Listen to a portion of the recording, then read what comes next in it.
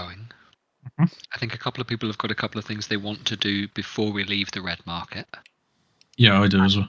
And we will. But you guys picked up a clue or perhaps a hint, some extra information at the end of last session. I realise it wasn't super duper late, but do we have a sense of not human? Sort of written. Chamber of Whispers through mind. Can you remind us, Jed? Someone not human. So Gex has got a note. That's all I've read. It was. That's all. I seem to remember. It seems like one of the dark people. That came out wrong. Racist. One of the elves or something is working with the golden balls, or something. Maybe that's just my interpretation. Might be bullshit. So I'm in between mouthfuls of potato as well. Mm.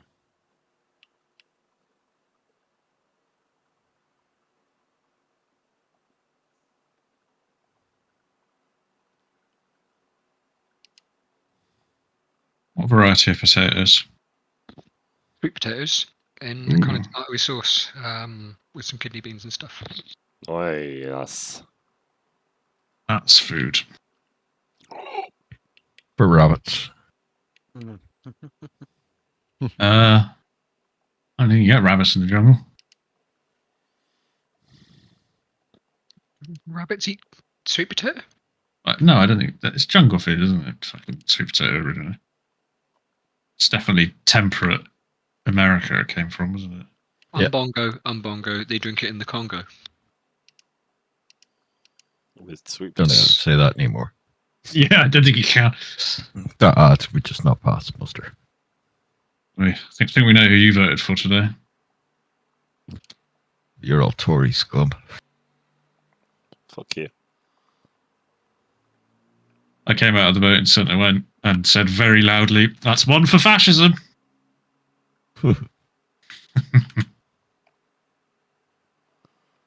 Watch us all remain reform. What's it called? What's Farage's new party called? No. It's called Reform. Reform UK.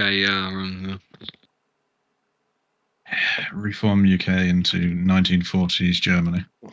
From UK into Putin's puppet state. Crucially, late 1940s Germany. Yeah. Yeah, just a The bomb early site. 1940s Germany wasn't much better. Oh, late, I see. No.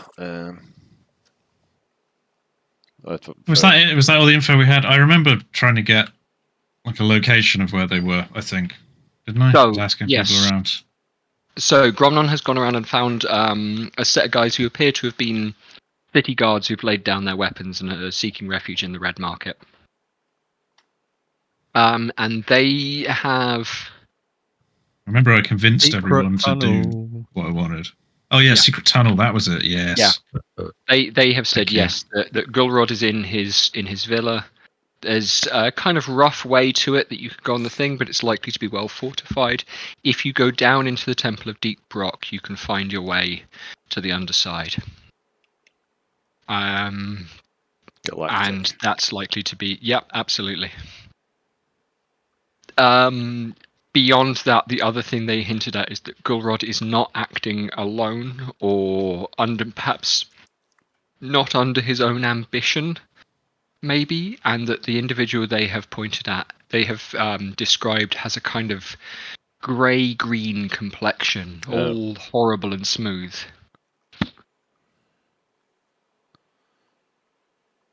Right, yeah. We're believing to be a demon between us. To be what? A demon between us. Could be a fucking lizard. That time you guys got done for that. For What? Titus's murdering.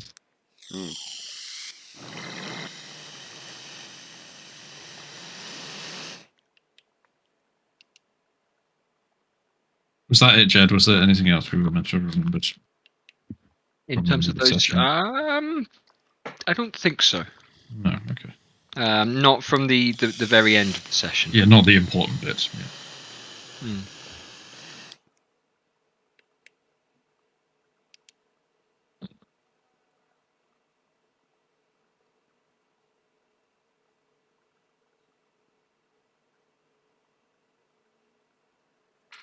Well, before we leave, I want to gather everyone for a ceremony.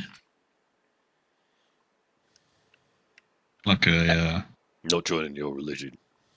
yes, religious thing. Hmm. But I would like to do it like just before we leave. So if anyone wants to do anything else, please. Arse. Pardon me. When you say everyone, I mean the people and Mr. Powders, specifically Mr. Powders. okay. The people, just the dwarves. Do you want some of the newly liberated orcs? Everyone who is a believer. Okay.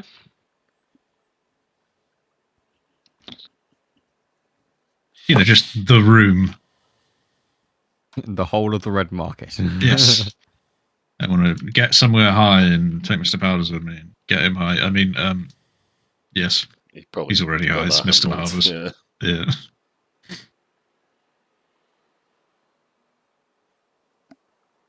And so we will come through to that. Before we do that, does anybody else have any business? You've got a little bit of downtime. I think you all took a short rest. Yeah. Yeah.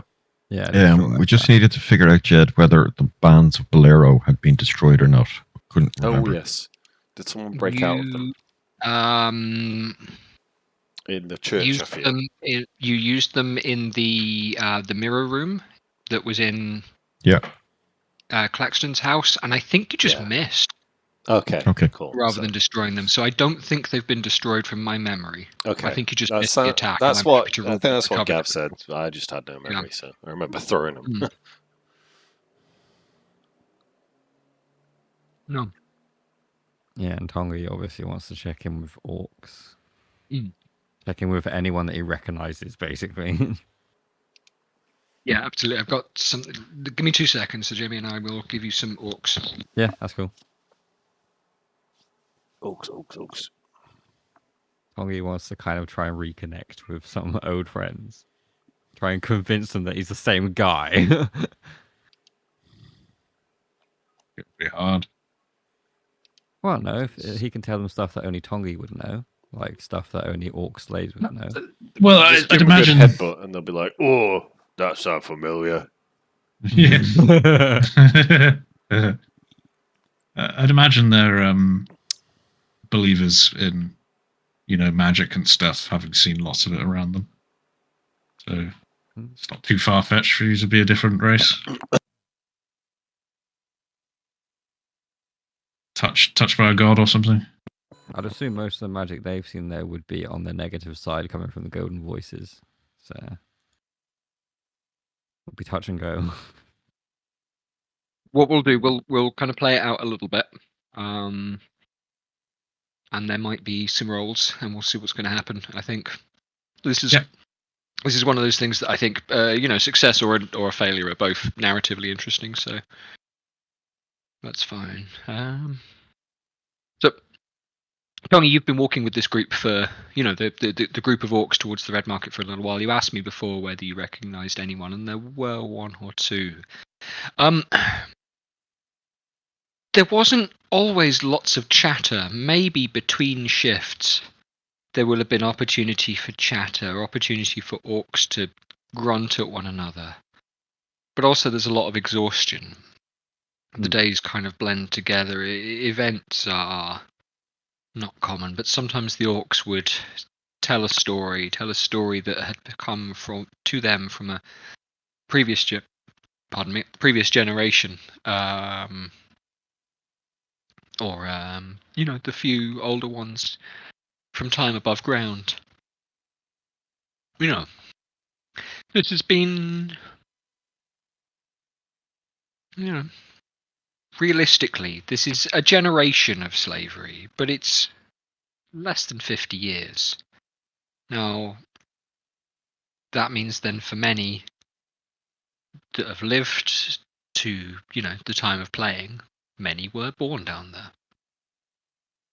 And many who were taken in chains from above ground, they've they have not made it through, but there is some crossover, considerably. Orcs are not quite like rabbits in D&D, but they're not one of the longer-lived races either. Yeah, they're shorter lived than humans, I think. Yeah, absolutely. Yeah. I think it's about the same. And given to larger families. But you recognize an individual. You recognize an individual who had been swinging around a set of cart rail, something like that. Sharpened, bent metal with 3 ears, 2 of which look not like dwarf, but elf, perhaps, drow, strung around his neck. You Okay. struggle for a moment for a name. He wasn't one of your close work party, but I've seemed to recall you rolling quite well before, and so the name Lurgot comes to you. Lurgot. Interesting.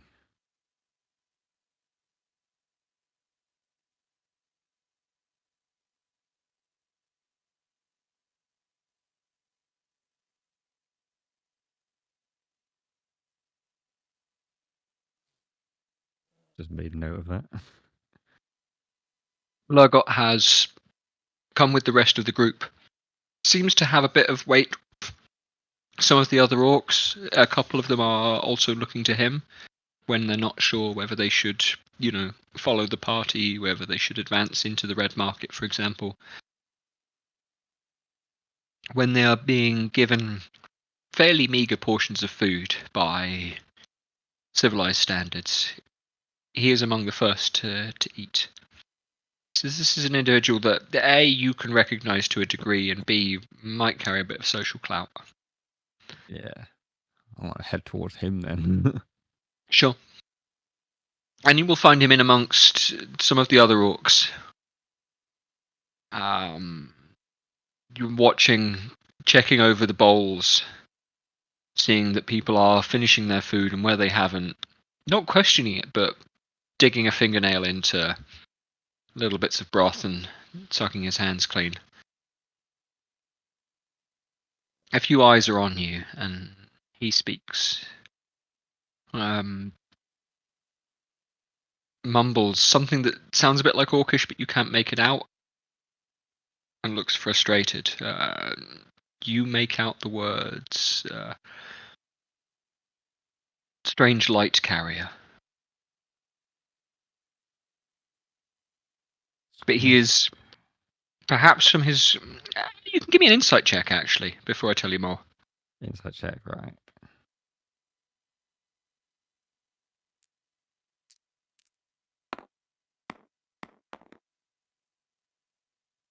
Oh, nice. What's my 23? 23. He isn't speaking to you, but merely kind of remarking or perhaps kind of naming you to himself and to those around him. But he pauses. He's got a degree of reticence because he wants to talk to you, but isn't anticipating that you'll understand anything he has to say. Doesn't Okay. imagine that you will speak Orcish. Doesn't feel confident speaking to you in Dwarf even. Okay, well, Pongy's going to place one of his hands on his chest and just in Orcish say, "Speak, brother. Speak to me." And Logot's chin comes up. There's a look of surprise on his face. And he says, "You were the one carried strange light to our eyes. We have never seen such quality, but I have heard of it. Light from endless darkness above, in places without a roof." Yes. I believe it is called starlight. It is new to me as well. And he mumbles the word starlight. I guess you're transliterating that from common? Yeah. Yeah, starlight. But he's listening to you intently. Are you a leader? Logot chews on the idea, sucks on his own thumb for a second, looks around at other people, and he shakes his head. But from the body language of the group, you rolled quite well on that insight check, so I'll carry it through. From the body language of the group, you could conclude that he is. The others around him feel as though he is. Okay, so he's not confident in his own ability, essentially, if he's like shrugging and stuff.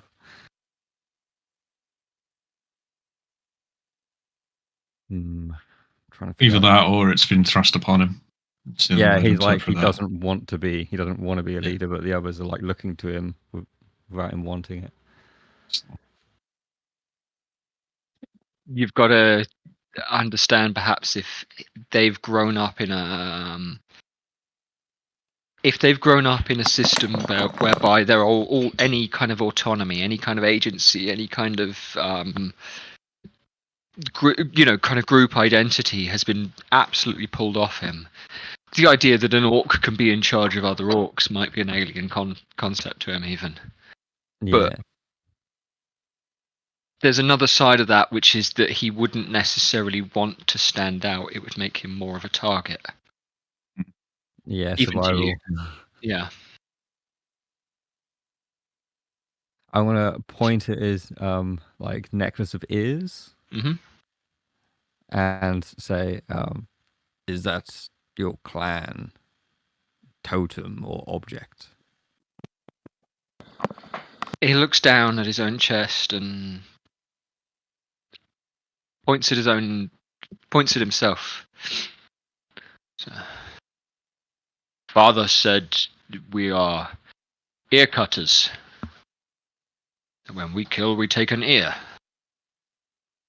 I had not killed much before this shift. Not entirely happy to. Not entirely sad either. He points to one of the drow ears, tickles it slightly by the lobe. This one, perhaps, not a good kill. Oh no, I think I know who that ear belongs to. There have been other drow around. Tongi probably will not have met them. Not Tongi, but like me, the player. Yeah, sure. There have been other drow around. This is, an underground city, and even for the players that have spent times topside have met other free drow and seen other free drow around. You're talking about But, the restaurant, Jamie. I'm thinking that, yeah. It's the proprietor of the restaurant. There's a chance. Didn't you roll dice on this before? Maybe so. You're right. I think so. But yeah, just like quickly refresh my memory, Jed. Sure, go ahead. Wasn't one of the other two guys that are with Tongi and the giant? Wasn't one of them an ear cutter? Let me go back through some notes, because those guys are dead. Because I think one of them was a toe guy, and I think the other guy might have been an ear cutter. Buzz, Tongi, Grish, One of them was Murmur. a chin something. Oh, was it a toe guy and a chin guy? Grish was a chin cutter. Buzz was a toe taker. Ah, okay, so it's chin cutter. I'm confusing ear cutter Motherfucker's with. got better memory for our sessions than I do. And he wasn't even there. Fair, you probably watched the video a lot more recently than we actually played this session. Yeah. Oh no, I watched the videos before I started, so Yeah. Still, a long time ago for us. I just love playing D&D, so I've got good memory for it. Yeah. No, I respect Yeah. it. Right. But yeah. Tongi's after hearing that, Tongi's gonna hold up his necklace of teeth, Mm-hmm. and he's gonna say, "I was adopted into the Teeth Thief clan." And can I see Jethro from where we are? Say yes. Gex, what do you think Jethro might be doing? Just stretching. Eating food. Eating Chill. food and doing yoga at the same time. Yes. Yeah. Seems Fine. appropriate. You know, legs stretched, kind of, spine posture upright, Yeah. with a, A Kebab. bowl of like a kebab or a bowl or something. yeah, absolutely. Yeah, Tongi's going to point over to Jeffro and say, "That is Jeffro. He adopted me into the Tea Thief clan. He is one of my saviors. I used to be like you." Logo kind of smiles now and says, yeah, a strong orc. Yeah, very glad to have him leading our liberation. And of course, we are grateful to you as well, wherever you are from. Tongi's going to just like smile wide and say, "I am from here. I was born amongst you. I no longer look like an orc." I'm going to ask you to make I think a persuasion roll is appropriate here. Headbutt. You've spoken pretty good Orcish to him, and the information you've given isn't anything kind of baffling. The guy clearly has a positive opinion on you, so it's not terribly difficult. But Sorry, Jed, did you put the table up yet? yeah, Oh, we're playing. Yeah, it's been up for the last like. Okay. Oh cool. yeah, Gav's not here. I've just realised Gav's not here. No, my PC broke and I had to get a new one. And Oh shit. well, I had just spent the last half hour unsubscribing from like 75 mods oh gosh, okay, sure, yeah. because it was trying to download them. Oh, I see it now. Yes, the table is up. You're not showing us online on my Steam list, I don't think. No, I'm set to invisible because I was playing games during work today. Fair. Yeah. I mean, Work how from dare home you, all week. fair. You get your new PC made, did you? No. It's Oh. the old shitty one I bought from a dude in work to give to my daughter. Doesn't matter. Screw her. Hope Yeah, she's not getting it for a while. Hope she doesn't watch this. Oh, God, yeah. Hope somebody from work doesn't watch it either.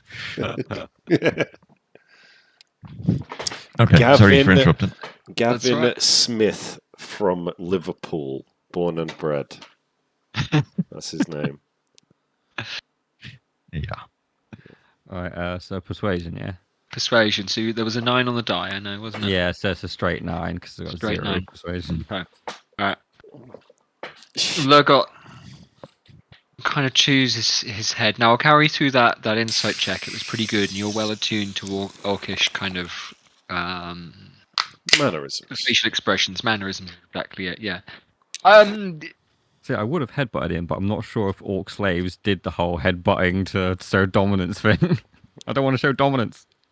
His eyes come kind of narrow. He's being friendly, but he's not really sure what you mean. He's wondering perhaps if you're being allegorical. You know, using it like a figure of speech. But at the very best, he doesn't really get what you mean.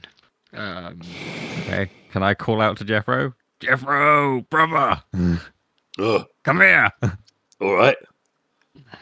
All right, geezers. How's it going? Yes, we had a good fight there. I hope that, well, you showed great restraint, to be honest. Well, I try. You know, part of the oh god, what am I going to say? What are you going to say? A wise warrior knows when to pull his punches, but also when to push someone's teeth through the back of their fucking skull. The secret is to know the difference.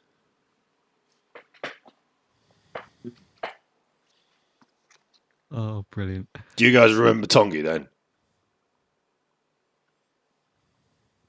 There's a kind of look around between the group. Tongi's an Orcish name. Yeah, this is him from here. You know when when that fight first broke out with the giants and that fella who was leading him, the orc fella, and he turned into a fucking bleh. You remember that? There's a kind of narrowing of the eyes, Or and did you hear eventually about it? someone says, "Yeah, we heard." Yeah, Tongi was with us, and we ended up getting transported away, and Tongi ended up getting killed, but he's all right now. He got brought back by magic. That's why he's here. He's come back to help free you all. The orcs scratch their chins. Some literally, some kind of again, figure of speech. And it's Lurgot again that speaks first. He's saying, "So he escaped and died, Yeah. but did not die because magic made him ugly." No, he died. Magic brought him back. Oh. Well, that sounds terribly cruel. But yes, I am ugly now. Well, yeah, he's a bit ugly, but like he's still the same fella. He just gave him another chance to fight.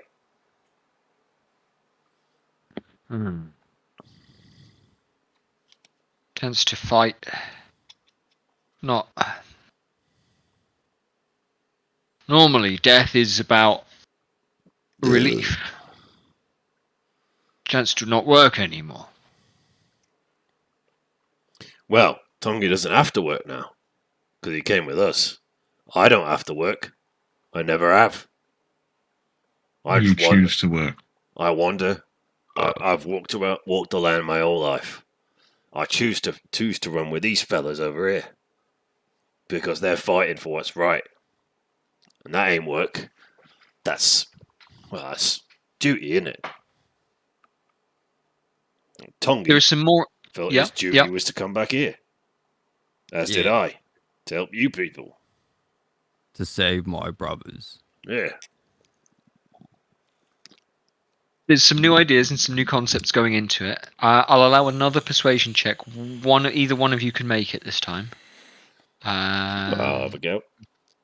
Yes, please do.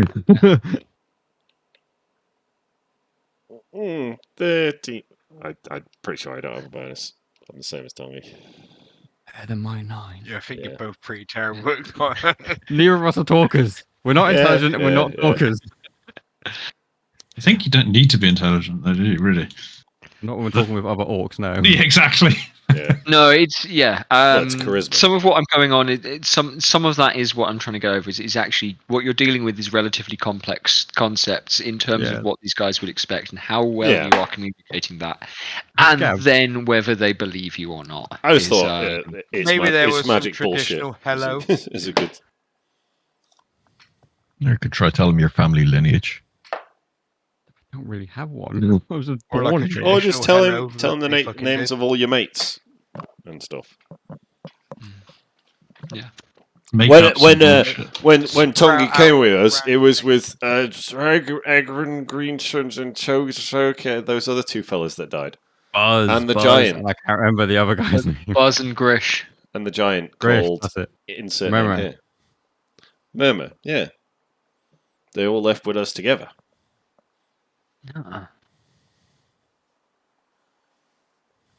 That's fucking weird. Doesn't make any sense, but all right. And now you're back to bring skylights down here. Well, And to get we you got out of some, but we'll take you outside and you can see the real skylights in the real sky. Tongi, you've seen them, haven't you? You've seen the stars. here. Yeah. Starlight, yes. Starlight. We've come to get you out of the tunnels and into the open darkness above. Burp.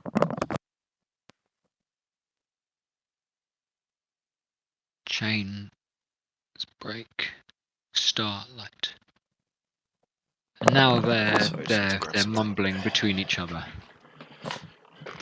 The orcs, even the orcs that are a little bit more beaten up than the others, orcs that have still got, frostbite on their noses from Dunbarn's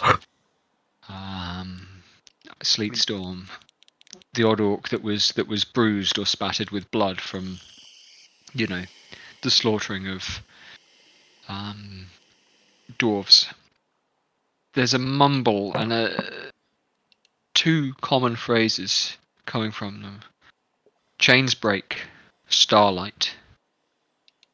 Chains break, starlight. Chains break, starlight. Chains break, starlight. Yeah, we can break chains. Yeah. Breakers are all around you. Yeah, our mate, our friend Titus broke a chain, but that wasn't very good.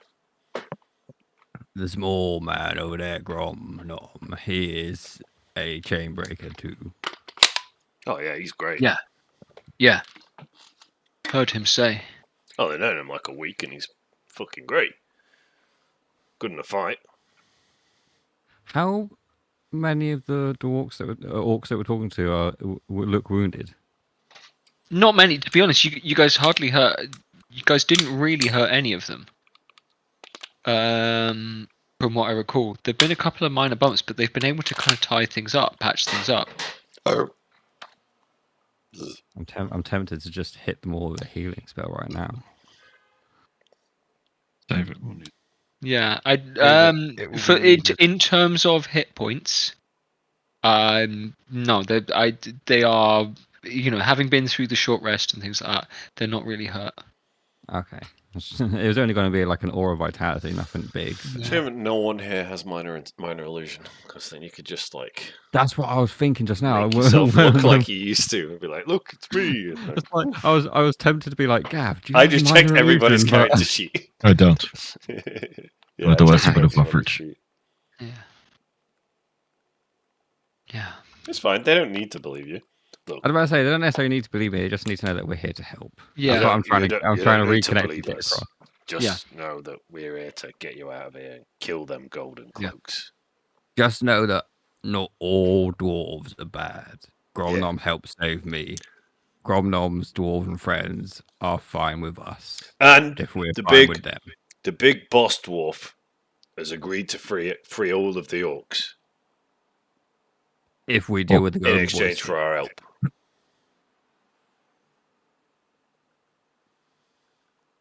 And after a little bit, Lurgot is up and he's pointing around and he's speaking to the other orcs among you, saying, things like, "Do you hear that, boys? We're going to get out. We're going to be able to see the starlight. We're going to have the chains off our wrists." They're getting excited. These guys are, yeah. The spirits are not super high. They look tired. Hmm. But between the two of you and Lurgot himself, there might be a change of mood in the post.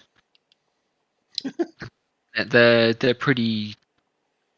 feeling kind of downtrodden. They're feeling kind of rug pulled.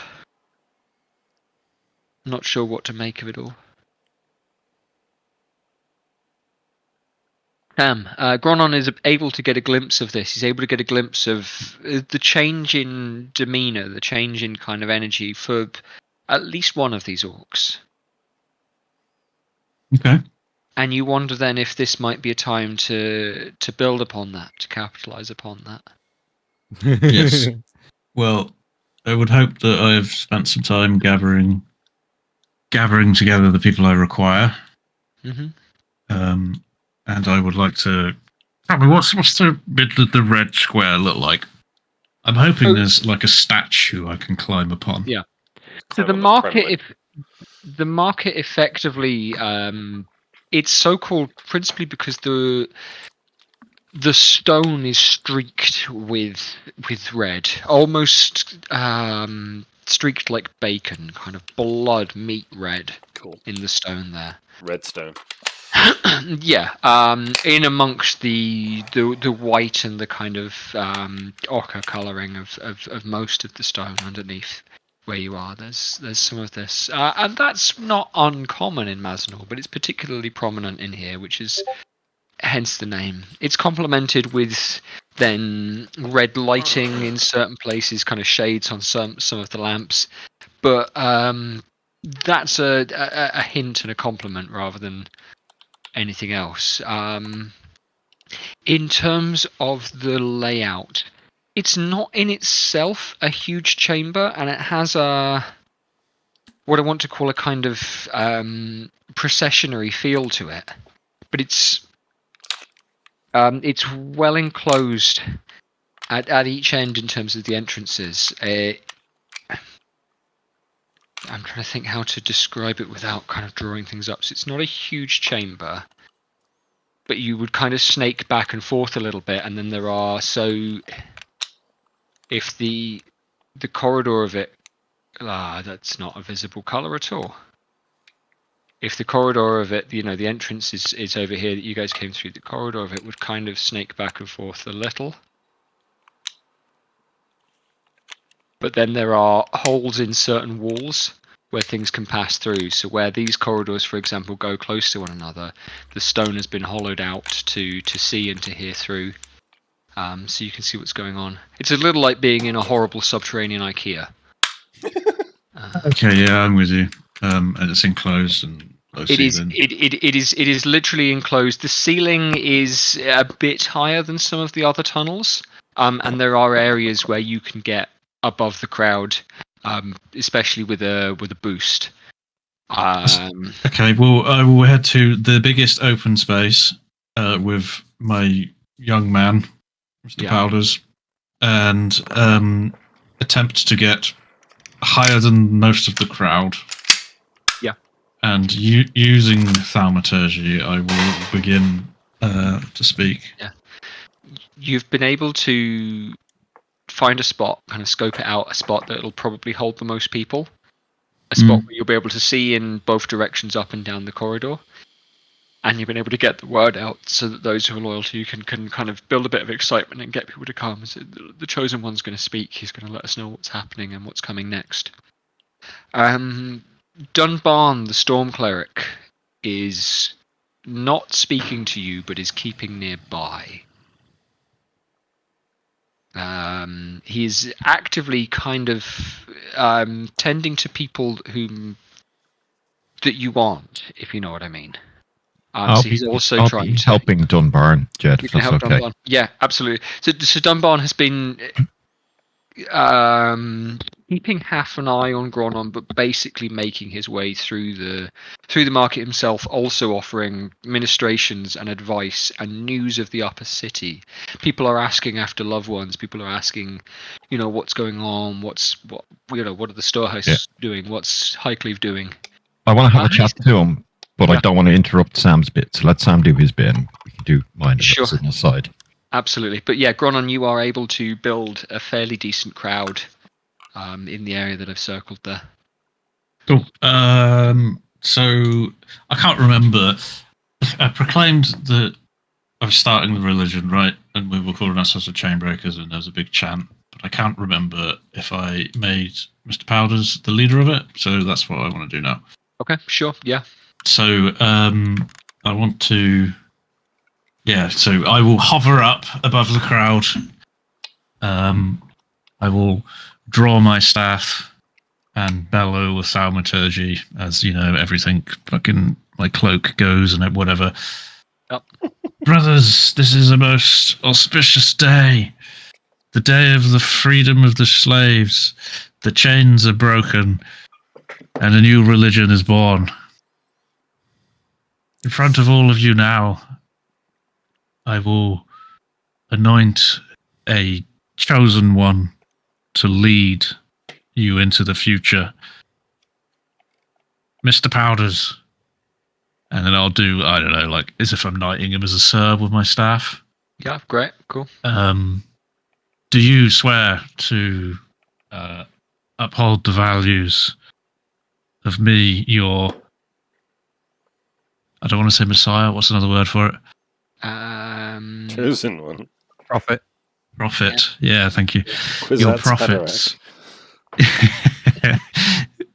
do you take me, Alan? No, your prophet to. You've ruined my brain's ruined now. Do you swear to uphold the prophet's tenets and take the dwarfs forward into a new everlasting peace of hard work and strife and toil? And Powders looks up at you and says, "I swear it." Then henceforth you will be known as the Swan, Dark Master of the Church of the Chain Breakers. Dark Master? Yeah, you heard that right. Because we're in the caves, bro. Come on. There's logic there. The Swan. Also totally evil. Yeah. Rise, my brother. And I will bless him with guidance, as always. So he has a little glow to him. Yes. Lead these people to a new future so that I may travel the lands, bringing more to our church, our faith. Can I just add that as Gromlin like touches Powders with the staff, Tongi's gonna use Thaumaturgy to make like harmless tremors on the ground around them. Yeah, Right, great. excellent. Yeah. Just to add to it. As Tongi and the orcs will have been within at least line of sight of this. So if you've kind of come up to, I heard it because I'm using Thaumaturgy to get it around. Yeah, the he's corridors. speaking quite loudly, so you can see exactly what's going on here. I assume Tongi and Jeffro would have led like Lurgot Yeah. and the other orcs over. Yeah, great. Okay. Now, my friends, the time has come for us to leave and end the tyranny of the golden cocks, the golden voices. What was the orc leader's name? Was it Lurgot? Lurgot. Yeah. Lurgot ear cutter. Was it 2 shifts a day or 4 shifts a day, Jed? 3. 3 shifts a day. Yeah, 3. All right. In 3 shifts' time, you will awaken to a new Mazenhall. That was my promise, isn't it? I shall lead them, O Prophet. Wait. Sick. I shall lead them to deeper darkness. May your toil be hard and long. Wow.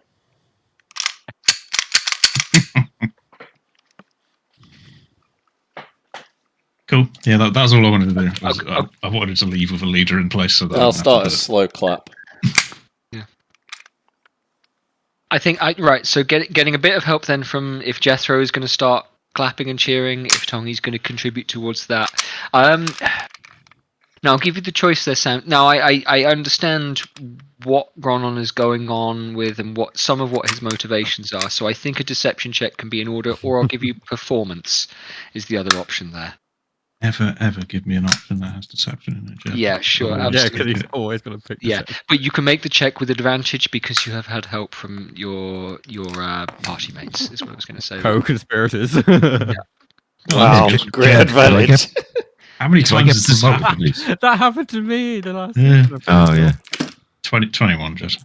21 total. Excellent, brilliant. And people catch on to this promotion. People. Yeah, all my catch dice on- fucked up.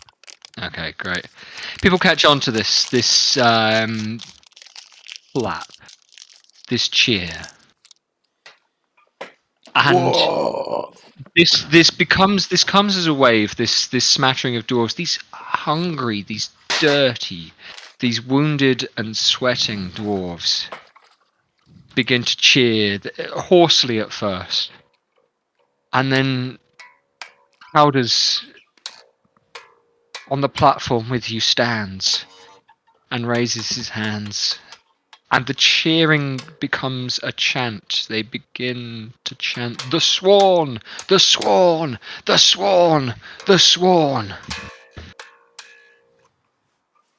Cool. That's what I was going for. Yeah, absolutely. All I'm hearing in my head is the King of the North.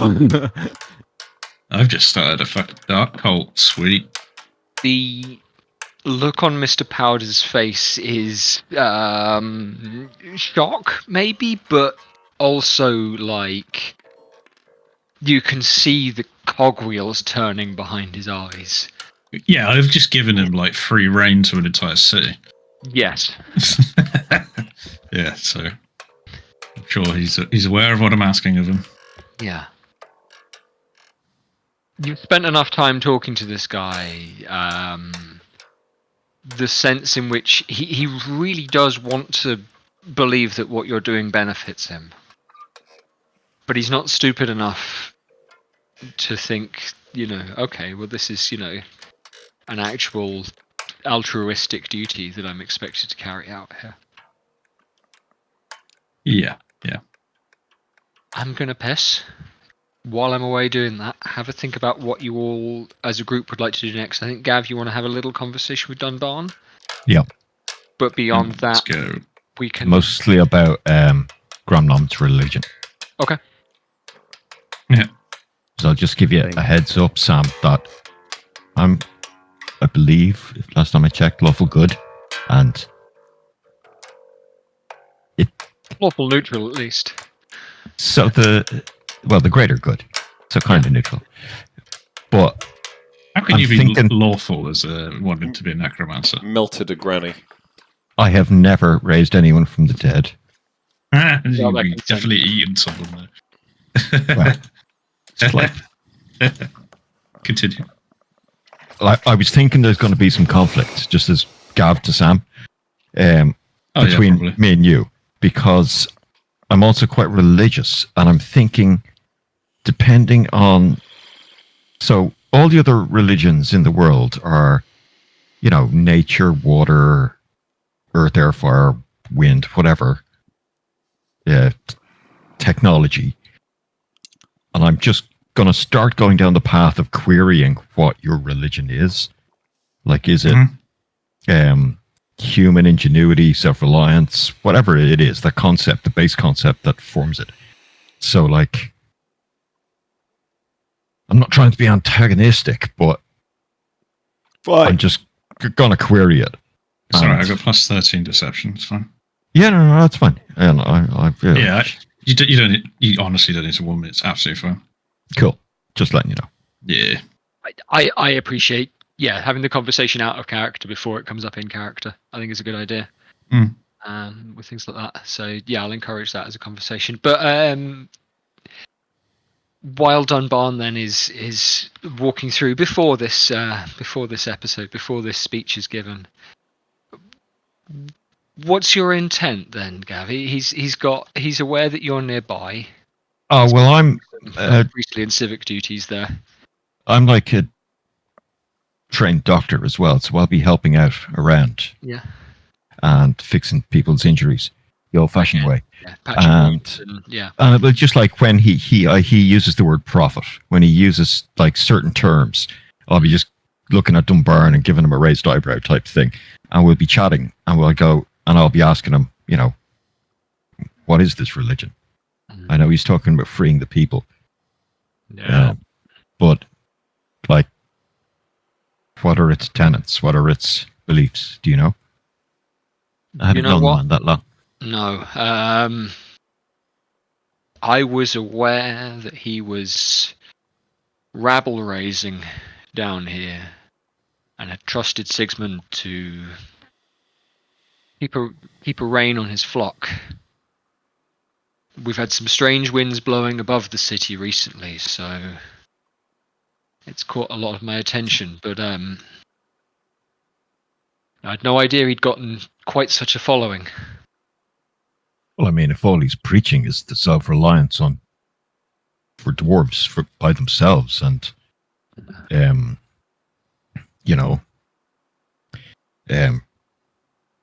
the ingenuity of your kind, like, I don't see any harm in it. But apart from an obvious change in persuasion and leadership, very different than Sigismund. Well, my concern is, young man, that for all his speech, for all his bluster, the dwarf hasn't the hair of principle in his entire beard. I get the impression he's very good at telling people what they want to hear and what'll get the best out of them. Make Mazenhall great again. Well, there is something to be said for that, Dunbarn.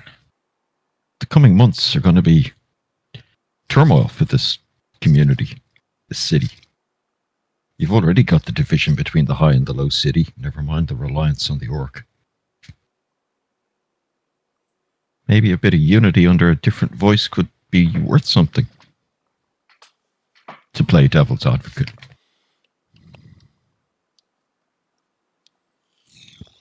The mustache kind of wiggles a little bit. Well, sounds like politics. Yeah, worth keeping an eye on, I would say. Hmm. You know him as a person better than I do.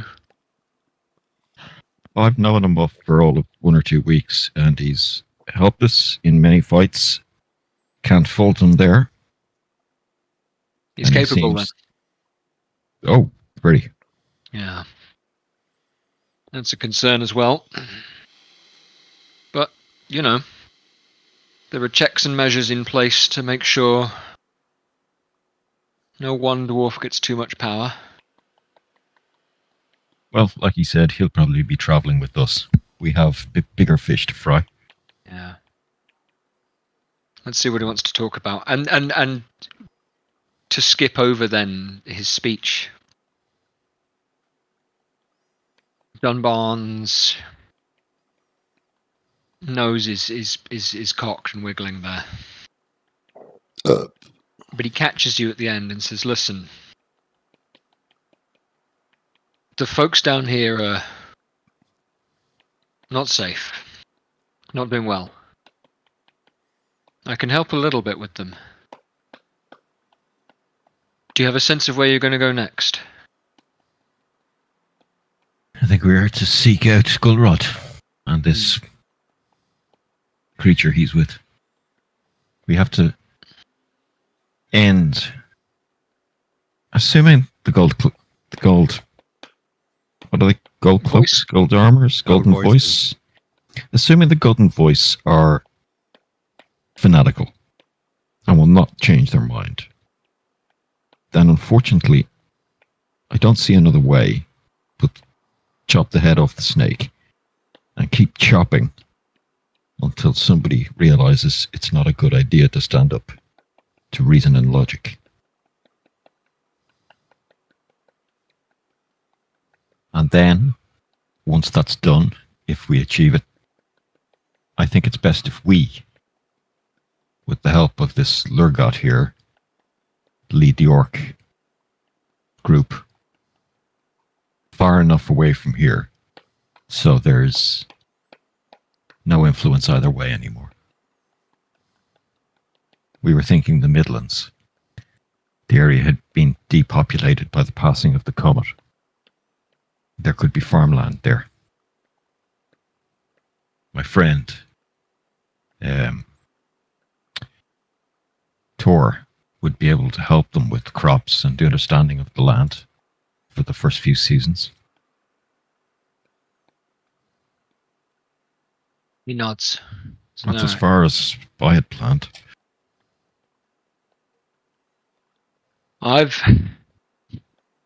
Despite the armor and what little training I have, I think I've proved that I'm more of a hindrance to you down here than a help. I'm going to stay here in the market while you go ahead. See if I can arrange. Well, someone's got to keep the peace. And, Yeah. This place needs a respect. I'll use whatever dwarven term for, like, Yeah. greybeard. This place needs a greybeard to put a bit of calm on it, especially with all these new visitors. Yeah, an alchemist having been given absolute power. Yeah, I would assume the advent of these firearms is going to continue.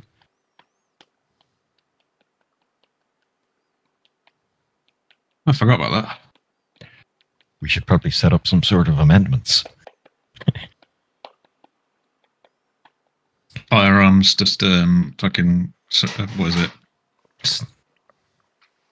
What are those knife boxes that got in London? One of them for their firearms. Sure, amnesty. Yeah. That's the one. I understand. Would. You want to take the guns away from the people? Yeah, we'll call it the All Dwarven that Second gun Amendment. buyback. Anyway, Yep. I say we give all the orcs guns as well. Really level the playing field. They'll kill each other with them. Yeah, it'd be great. right, from finished then, I'll go meet up with the others after the speech and Yeah. we'll Get start to leaving. get to leaving. Commence to Bon. fucking off.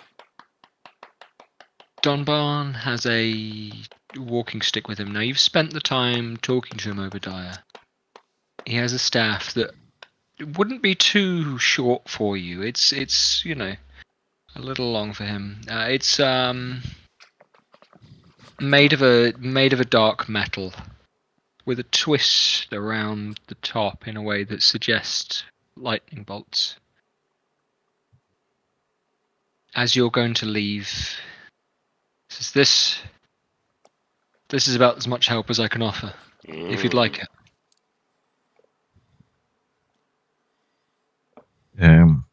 I'll look across at my fairly plain wooden walking stick, which is more an affectation. Obviously, don't have a limp. It can be arranged. I'm just a posh twat. What's it do? He twists it, and it crackles in the air. Is that meteoric iron? There's plenty around down here. You know? Not lots. And it takes a good smith to work it, but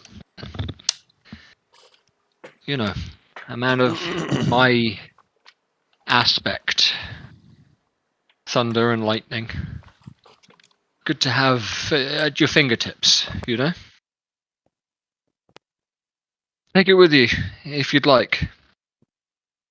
I shall. It'll be a great aid. In the meantime, I'd like for you to protect something for me. I found it amongst one of these otherworldly worshippers, and it's been a great hindrance. I think it needs to be locked and kept safe. And I'm going to hand him the Librum of Souls and Flesh. Oh, okay. Read it if you must, but it's dark stuff. Yeah, looks awfully grim. The flesh of it is the cover of it is skin, isn't it? Oh yeah, I do assume so. Yeah.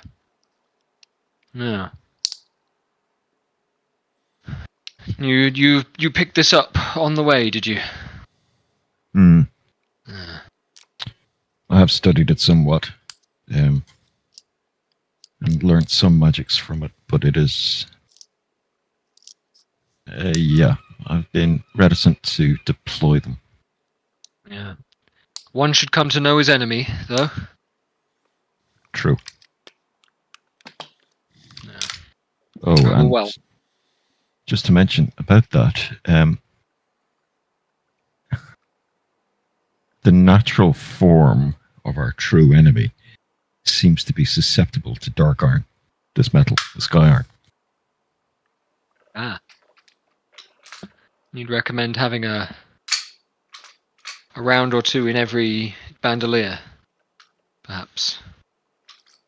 And a few blades and hammers and axes, no harm. Should it come to that. Especially amongst the religious of your order. Well, I didn't hear nicely much gone. about... I got to hear secondhand about the corpse that emerged from the chain and what had happened to it. It didn't sound pretty. Didn't cut easily either, so... Well, it'll be good to know.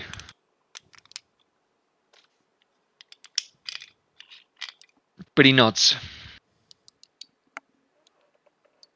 Passes you over the staff, takes the book and tucks it away. Bless you. Apologies. Kind of just stands still. That in itself is not an easy act in a room as bustling and busy as this.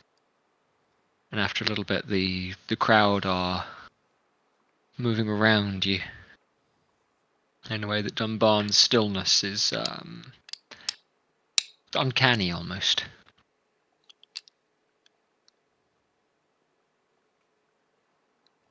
For the rest of you, yep. Sorry, sure, so Alice, that has yeah. to be. Does that have to be? It says it requires attunement. All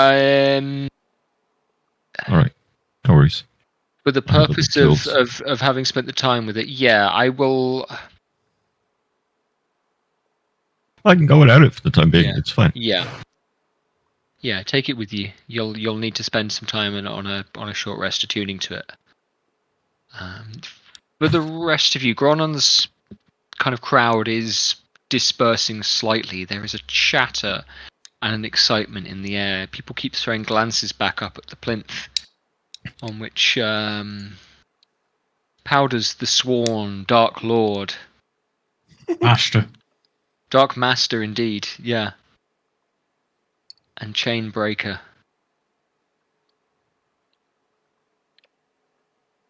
Looking down upon your flock, his flock? The flock. He doesn't, yeah. I've just made this guy Pope. Yeah, absolutely. Or at least a cardinal. Mm-hmm. No, Pope. What are you? You The Jesus chosen one. Christ. Yeah. You're getting it now. Jesus Christ superstar.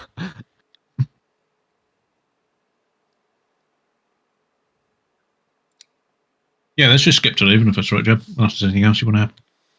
Yeah. Does anybody else have anything else they need to do? Tor, you haven't had too much Nope. to do in the red market. Do you have anything you want to work with? Nah, there's not a lot I can do underground at the minute. Yeah. So it's all right. No? Alright, absolutely. So what is the plan between the 6 of you? Find him, Well, kill I him. think we're heading to Gold, try and find him. Yeah, The tunnels. on the tip. Secret tunnel. Would it not be worth Hmm. asking one of the orcs if they could lead us, as they're going to be more Well- tuned to tunnels? I was going to say, Tongi would say to Lurgot, like, he may not like it, but the other orcs seem to look to him, so if he could help defend the red market, like, lead the orcs while they're Mhm. trying to take out the golden voices. Yeah, we're not taking the orcs with us because No, we've already they're staying here. established. They're yeah. staying here. I meant like one as a guide. I can do that, Tongi. Well, hang on. Tommy probably knows the way, does he? Yes, I've still got all my memories. So Yeah, do Tommy won't have been down to the deep rock. They've explained where we're going, aren't we? yeah, we've Some got others vague of you directions. have, We'll yeah. figure it out. Yeah. You've got a rough and a vague direction. It's down. enough for Giggity. yeah.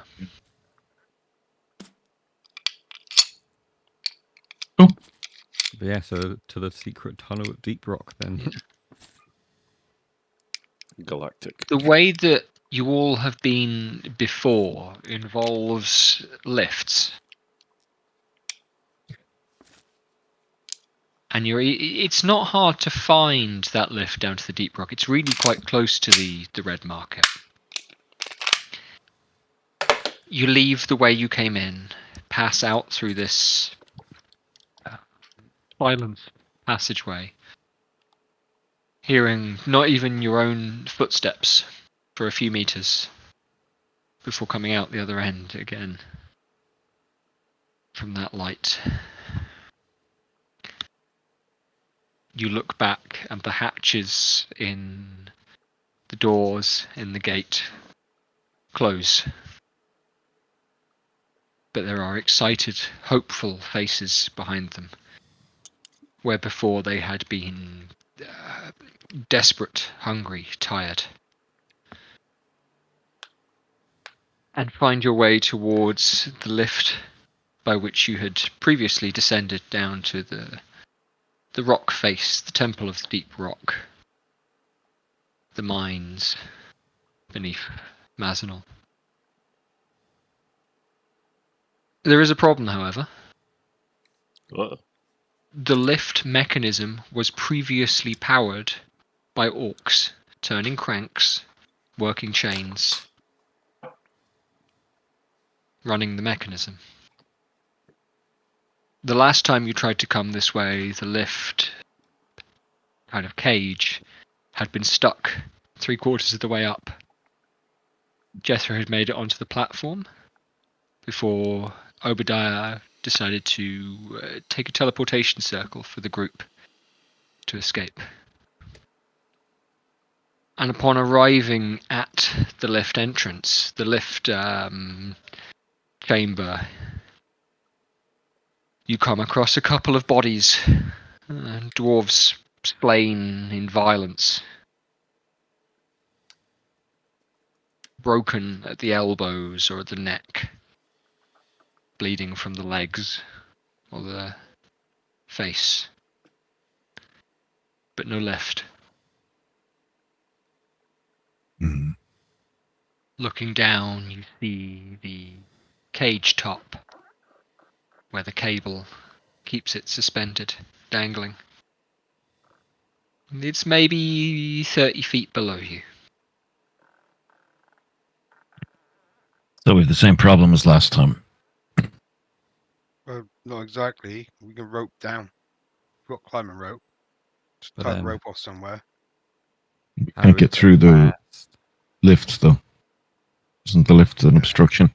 Yeah, the lift Yeah. is blocking the tunnel. So yeah, so the Use lift. Jeffro's mighty strength just to blast the hole through the top of it. Try to just cut the Or is it rope or stone? whatever. Break the chain that holds it. I know a go Yeah. for that. It's dangling from a steel cable. Yeah. Yeah, that's doable. Jethro, can you deal with it? What? And we'll set up the rope up here and climb down. Is it just a steel cable? How thick is it? So there is a kind of winch mechanism up at the top that is built in and kind of tied in with what would probably be like flywheels. With that and a Is that braking kind of attack gear like system. at ground level? And they are at what is ground level with you. So on the lift platform, they are at what is ground level with you. And then looking out over, that winch feeds into a steel cable, which is, let's say, banana thick.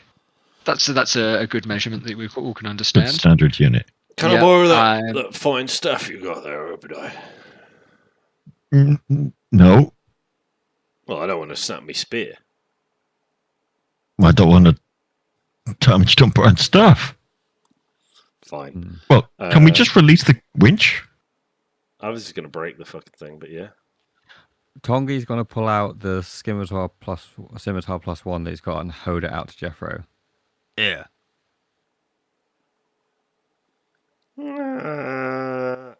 Likely to That's snap. That's my backup weapon, so I don't really necessarily need it. I don't think you can break it. It's magical. Is it? Scimitar Yes, plus oh, 1. The sword is. All right, I'm If it's a plus one, I'm gonna just stick it in the gears and just attempt to break them, like using it as a into pry bar. gears. Yeah, just using it as a pry bar. Yeah. I'm gonna call that an athletics check Alrighty. to attempt to break that. You're not using it as a sword, so it's not an attack roll. Yeah, that's not great. It's I 15. assist him. 15 total. Yeah. In total from a 4 is pretty monstrous. the belt. The sword gets in there. You're able to find a spot and apply the pressure. You have to be quite careful where you put your hands because it is obviously sharp. Mm. And you pull, you wrench, you bend. The sword flexes, and you worry indeed that it might snap. Fucking hell, that'll put your eye out, that.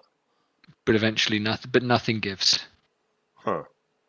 Is there like a does there appear to be like a quick release switch or whatever to just drop it?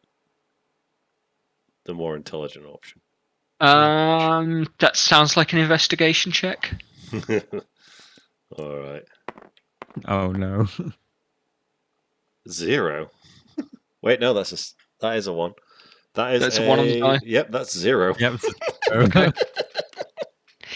Is You look anybody else going to dumbfounded. help I will be Jethro? taking a I have look over gone- the mechanism. I have gone blind. Yeah. That's 21. 21. Okay. There is not an actual like emergency safety release mechanism like you might find somewhere else, but you are able to, through looking and kind of working things out, able to work out exactly which assemblage of bolts tie this cable specifically into the both the lift mechanism is exactly what I'm trying to say there.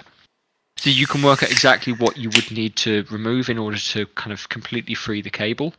At the minute, some of it is coiled in a kind of what's the word I want to use there, around the cylinder around which it would coil. Oh, I have a crowbar. Fuck's sake. Well, if I can direct Jethro's enthusiasm in a different direction, Yeah. we might have some success. Oh, crowbar gives advantage to strength checks when the crowbar's leverage can be applied. A crowbar would have done that. Yes, absolutely. A makeshift crowbar from a scimitar, less so. Well, I've just Remember remembered that you have it. I've remembered that I've got a crowbar because they're like, Yeah. this is sharp. Yeah. I'll get a crowbar and I'll apply it to those bolts. You're going to apply to the bolts that are holding the cable in place. Yeah, I do what the smart man says. Great, absolutely, yeah. Give me another athletics check, this time with advantage then. Oops. Nope, 33. Don't roll the bag. Don't roll the bag.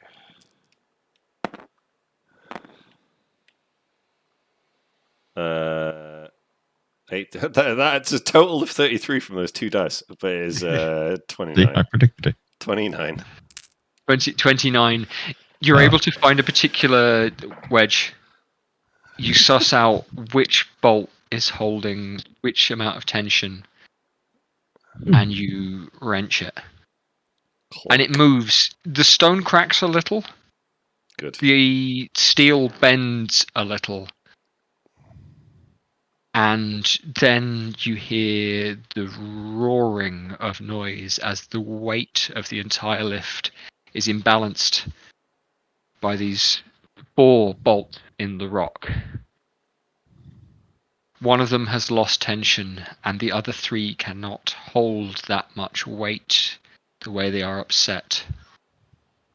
Jethro, make me a dex save. It's not going to be terribly difficult. Do monks get uncanny dodge? Yep. Not 20. Yeah. You're able to hear and anticipate and understand what is happening as the steel plate which holds the cylinder of cable in place rips from the rock ceiling. Flies through the mechanism, tearing half of the lift mechanism away with it. And down the shaft it goes. Eventually, not even with enough time to bounce, it is as though it has been thrown clean headlong from, as though a dart has been thrown from a cliff. Cool. A second passes, and you hear a thump and a crash, and the ringing of metal noise. How deep's that hole? So 90 total. Oh, we just rang the dinner bell. Dust gonna- flies up towards you. Just gonna jump down I Yes. jumped down. with my sweet hover boots. I just say problem solved and jump off the edge.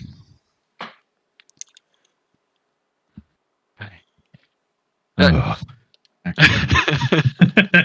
I'll what's start the- tying a knot. What's the light source like in the area? So there have been. You all still have that bit of dark vision. Yeah, and if not, I can cast light. Am I right in saying how long does that persist? Your twilight dark It's vision. like an owl, wasn't it? 1 second. I Yeah. think it was an hour, so it's probably gone. Yeah, 1 hour. Okay. I have normal dark vision. Yeah. The tunnel is dark. There are normally torches fitted up here, that you could position, but they have been extinguished. Yeah, have as soon as you we left the market, I would have cast light jet. Yeah, As sure. in- Yeah. Yeah. Oh, that's a shame. Because I'm gonna have to climb down. Well, talk about it. I'm happy for you to discuss, especially if you want to flavour it as an in-character way, because I know what Jamie's getting at there. You don't want to climb down. Is that what you said? Well, no, I'm gonna like if you've already cast light, I have to climb down. If you hadn't have cast light, Well, you can just ask me I to turn couldn't. it off. I can. All right, then Tommy's gonna turn to Obi and be like, Obi, can you turn light off, please? On one condition. What? You ever refer to me as Obi again, I'll turn you into a zombie. Right. And I'll kill the lights. Real name, no gimmicks.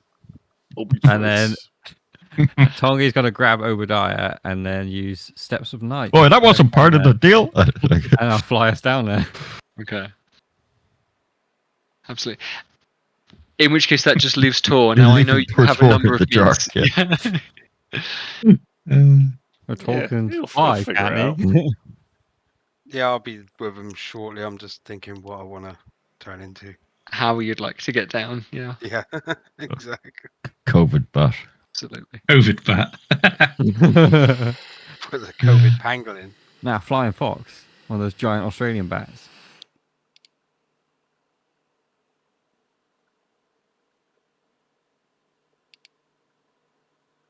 I am gonna. No. I wonder how much weight could I carry while flying? Turn into a spider and walk down. No, I was very tempted to turn into a badger and just dig my way down. Just take It's this. a fucking 90 feet through stone. It might take you a while. We'll see in a few years. Yeah. 10 feet barrel fucking distance. Yeah, I'll just owl.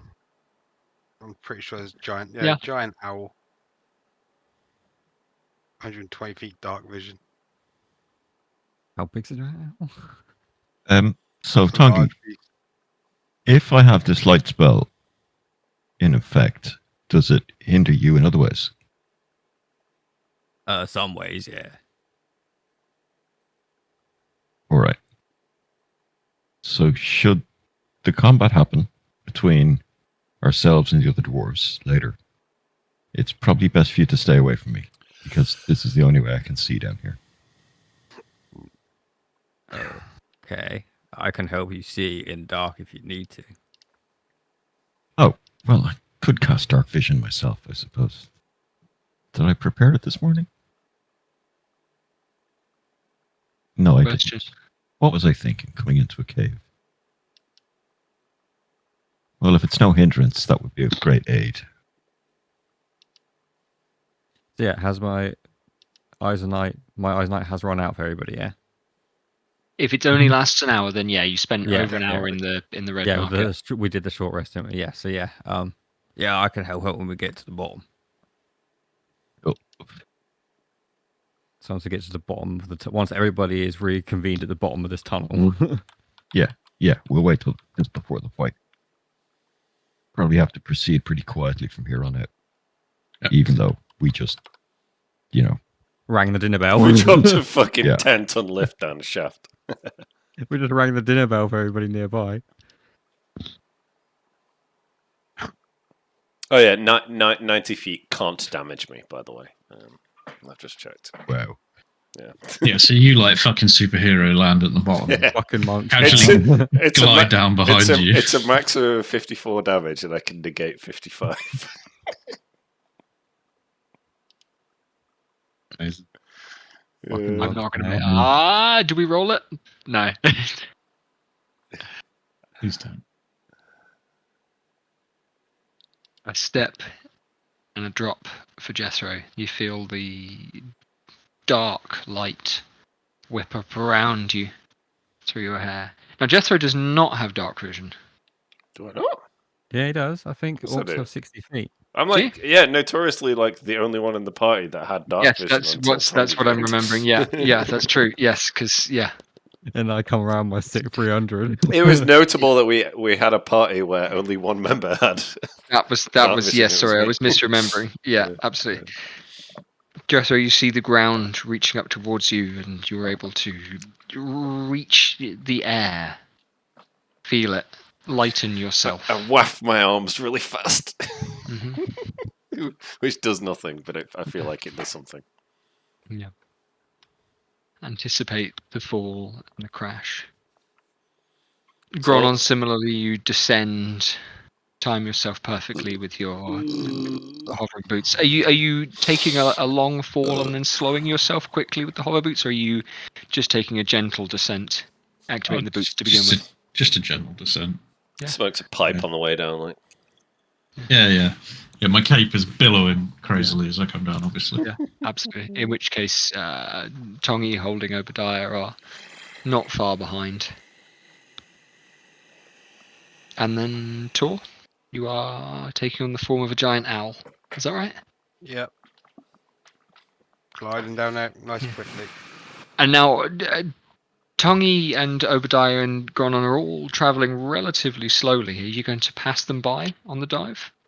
Yeah, might as well. Yeah. Catch up with Jethro. As you come to land, I invite you all to make perception checks. I think, does the owl get advantage on visual perception checks? I know some birds Visual do. and audio. Yeah, Should do, yeah. So your owl can do that. If anything would, it should be an owl. 16. 17. Oh, Looking for stats again. nat 20. So For- 28 total. Now it is dark here. Now those of you with regular dark vision, I'm going to play this as though it's dim light. So with regular dark vision, so I think in this case that will be Gronon and Jethro. This check is with a disadvantage. Oh, okay. Oh, it's a 16. That is a rule as written for for dark vision that So that is nobody actually plays. 12.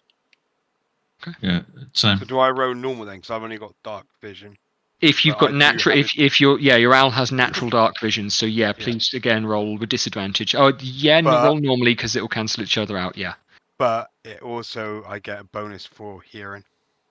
Yeah, that's fine. That's the thing. It's like the advantage for sight and hearing. Is it something we see or hear? Give it a normal roll, please, Vic. Just a flat roll. Exactly. So is Tongi? Should he be at Oh, disadvantage? Tongi's, I think, because it's superior dark vision or something like that, isn't it? Is it? It just says dark vision 300 feet. I'm not sure how to tell difference. Give me a minute. What I want to do. So, grab my player's handbook. If it's 300, it's probably superior. It's usually sounds much, pretty much less. superior. I If rolled a read- disadvantage It's pretty anyway. So. fucking good. If I read the dark vision trait from Dwarf, for example, I've got my player's handbook in my hand. This is not something that comes up very often. A, because you guys aren't spending that much time in total dark, but the dark vision trait says you can see in dim light within 60 feet of you as if it were bright light, and in darkness as if it were dim light. That's the dark vision trait, say, on a dwarf. Twilight Cleric in a book that I have. Because I kind of want to actually check the ability. If it just says you have dark vision out. Yeah, if it's in Tasha's, then I've got Tasha's in my hand. I'll have a look.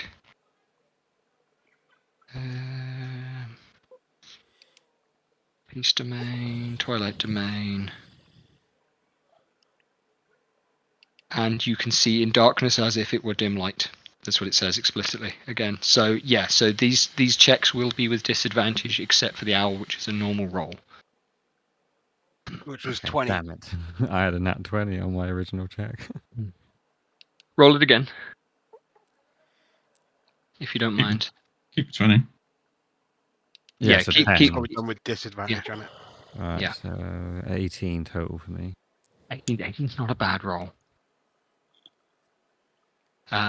What else did we have in there? Any advance on 18?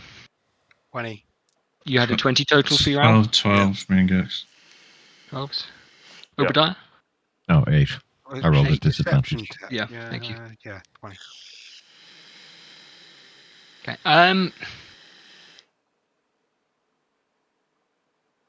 With an 8, you are disoriented, certainly. The tunnel looks much the same as it did when you were here last. But this isn't a nice place for you to be.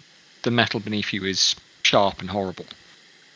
You've landed on the cage of the lift, and it has crumpled like a leather pouch dropped onto the floor.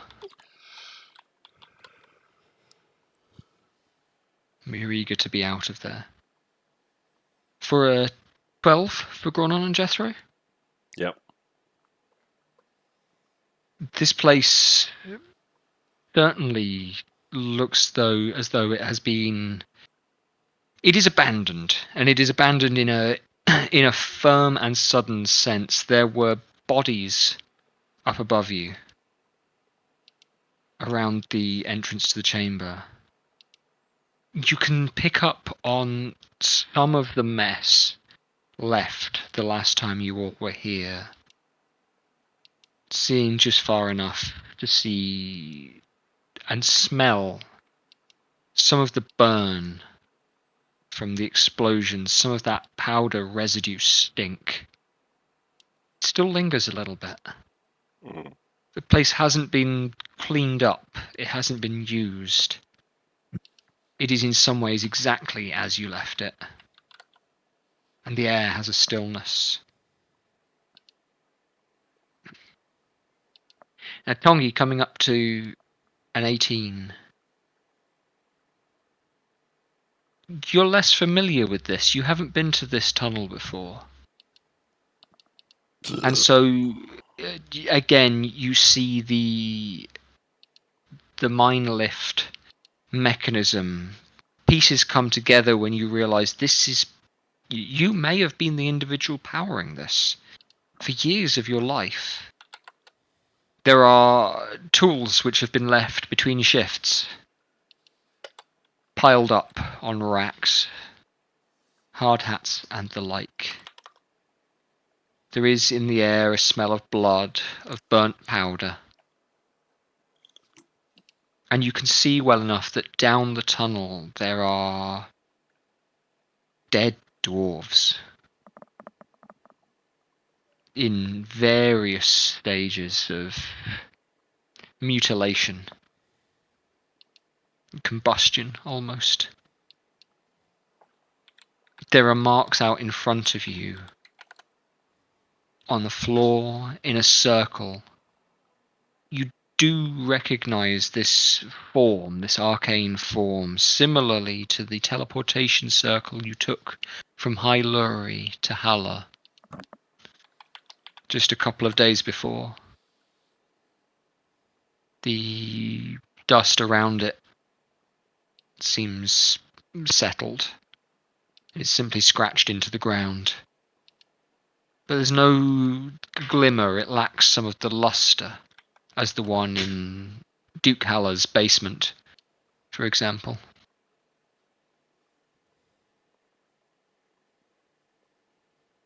I want to turn to Obadiah and just say, "You've been here before, Obadiah."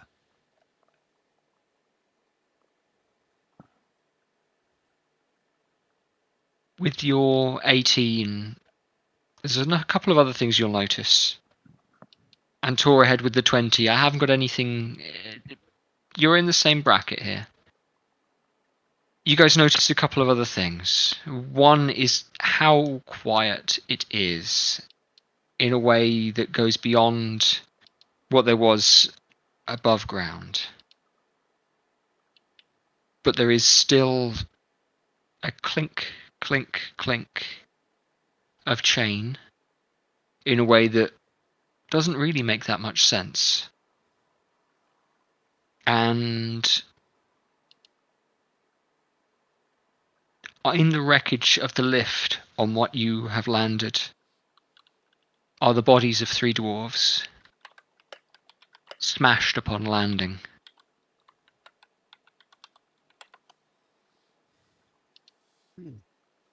Oh no, were the dwarves on the lift? Yeah, there were. There were. Yeah, but Well, Yeah, I we but left figured them they 10 might days have. ago or so. Yeah, I figured they might have died of starvation or something. Or first. yeah, they may have done. Maybe they were dead. Hope they were dead. Oh Oh, my god. Eh. Jeffro. Yeah. What? It's just always your hands with the blood on it. It's great. Hopefully they were dead. We got stuck. Oh yeah, we got stuck in it, and there were people in there. Yeah. Yeah. But that was like 5 days ago. I reckon they're dead. It's fine. Well, they are dead. But yeah. Yeah, they were dead when we got here. It's fine. They certainly, what you could make out of their faces, their lips are cracked. Their skin looks sallow and pale. okay, yeah, they died of first. If you've not got like speak with dead, we could just ask them. Let's No. we don't need to waste the spell slot. It's fine. I don't have speak with dead, so no. You, two of you, then have been able to hear some movement here in the dark beneath you. A click, click, click, clink, clink, clink. Perhaps it is a mechanism. Perhaps it is chain being moved. Ahead of you, the tracks that normally transport the mine carts are idle, unoccupied, empty.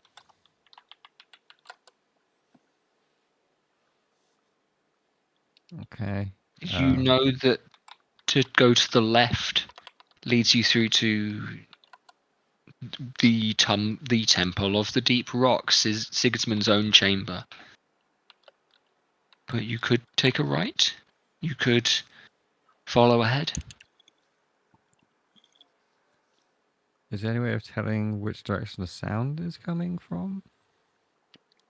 Is Tour with the 20. Yes, there is. Haha. Tour with the 20 and with your owl hearing. The right-hand tunnel might be the one for that sound.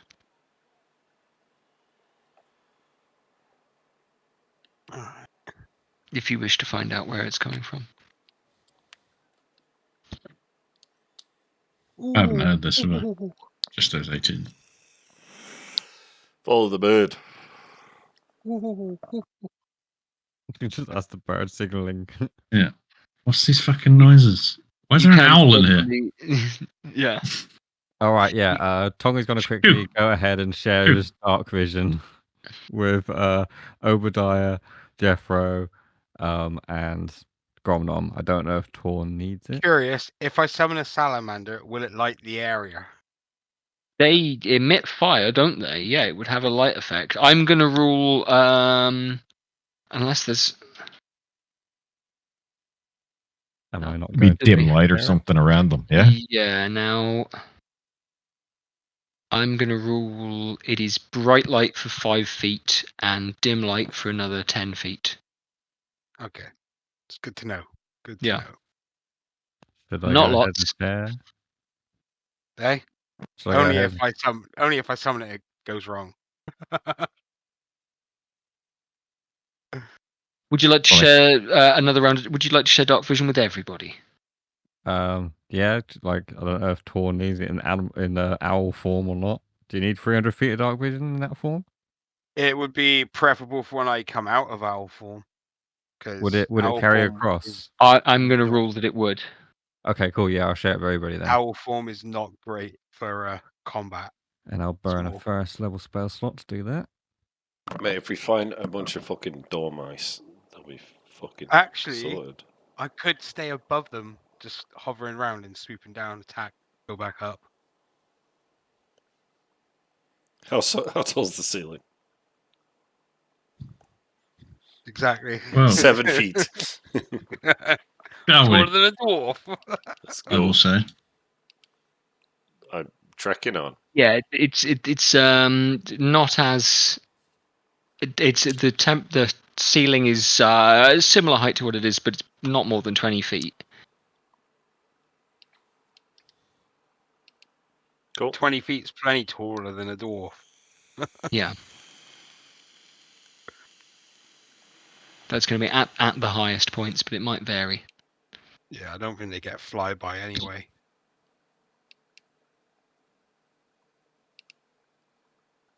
Oh, they do get flyby. Actually, Yeah, you do, yeah? that's not bad. Can It's we Stay in within that attack. form then. start moving? Let's go. Yeah. Get hit once. Yeah, Yeah. let's Walking. follow the owl. I will take point. I will not be flying. I will be walking. As an owl. Yeah. Oh, yeah, right. Cool. Okay. No problem. Hey, you'd be surprised. Birds can move surprisingly quickly. Yeah, no surprises here. Don't you worry. Okay. Tor's taking point. Tor is listening out. Tongi will be Stepping. behind Tor. Yeah, absolutely. Passing on. I You'll want be to be at the front as well. Do I hear any rodents? no life. Just this mechanical sound for the time being. Because I was gonna get that's where we're going.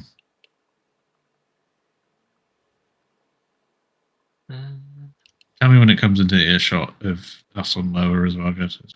Yeah, I tell you what I'm going to do is I'm going to... Okay. I'm going to roll a die and we'll decide.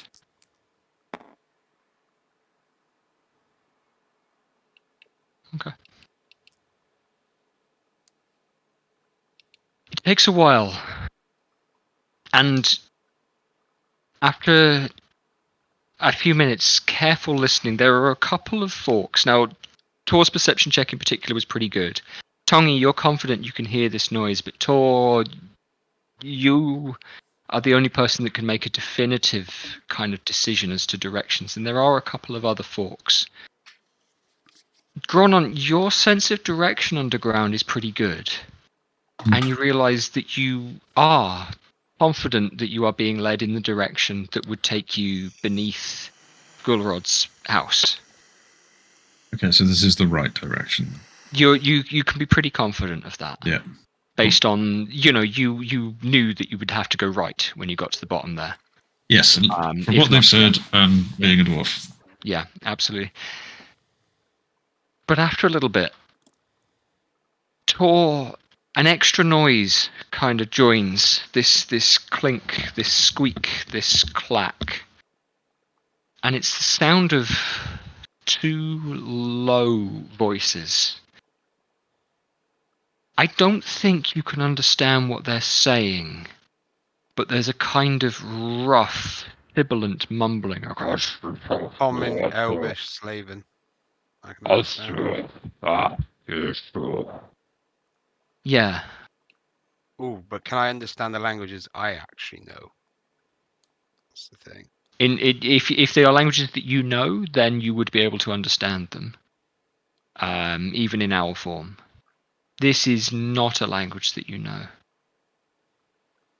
Is it a language I've heard before? Potentially. You we can have make heard weird me. Yeah, you have. You can. I'm trying to think what check to make History? there. Yeah, history check, I think. Because it's like a remembering, I guess, aren't you? Yeah. Well, identifying those words is the same Yeah. language you heard before. Terrible 12. 12. You can't hear it well enough. You can hear enough to make out that this is probably two voices having a conversation. They are both quite deep. And that you're confident, I'll ride that perception check forward. You're confident that it's coming from the same place as the click, click, click.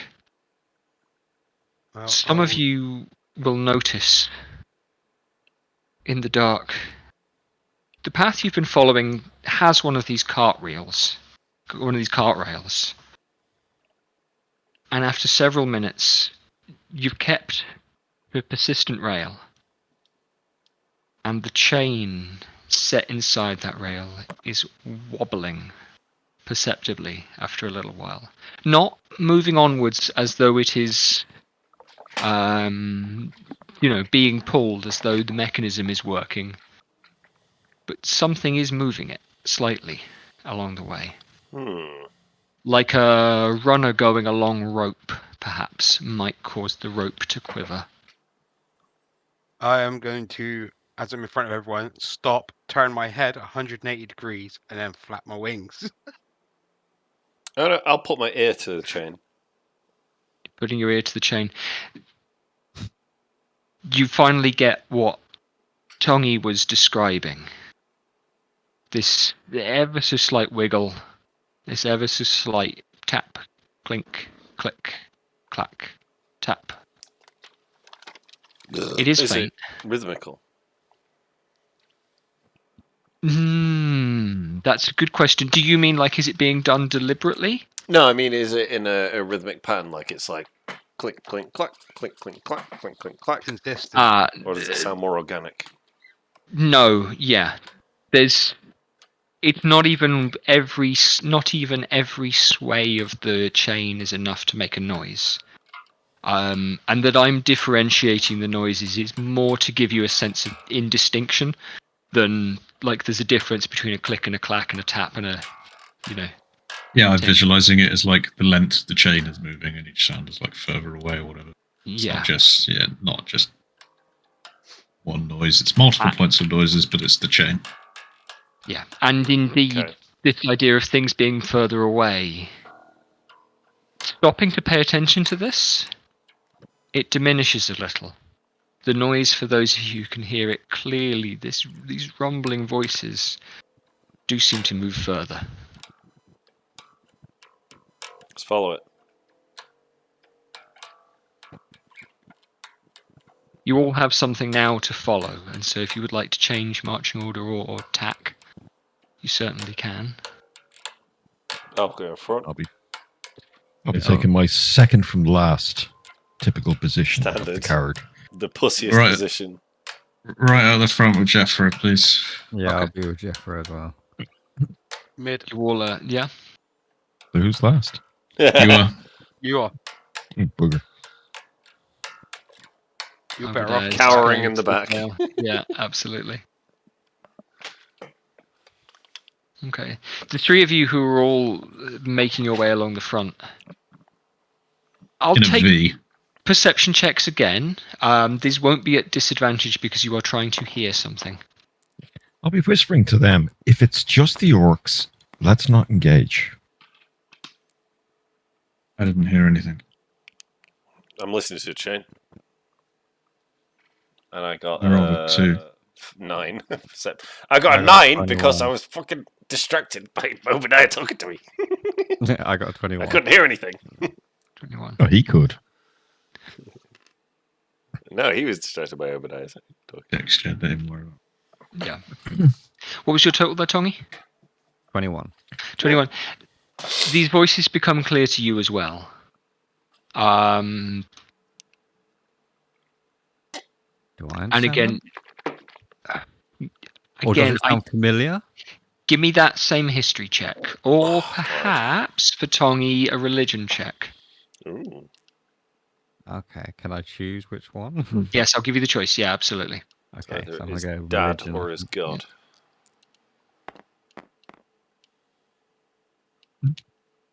That's a 20. 20 Total. total. Not This sounds familiar to things you heard in the Hells, and whispers being brought out from the orc, for want of but the orc who took you there, the orc who awoke but did not awake as himself, the orc who knew more than he should have done the day before, would whisper in a similar voice. Bad orc. Tongi's going to say aloud, sounds like bad things ahead. Get ready. I'll spin Those my of spear you around. leading closer can eventually hear this rumble, and it is a rumbling of the voice. The wobbling of the chain is getting closer and more pronounced.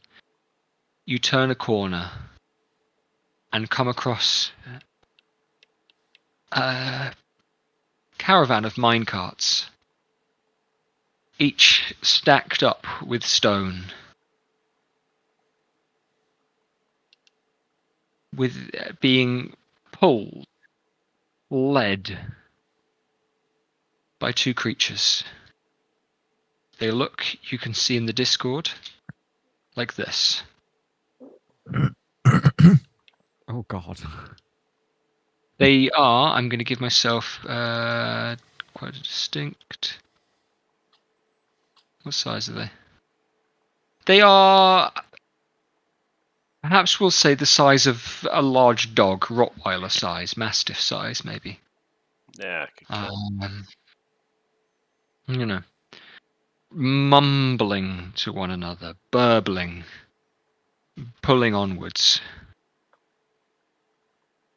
They are themselves chained up to the front of these carts and head onward.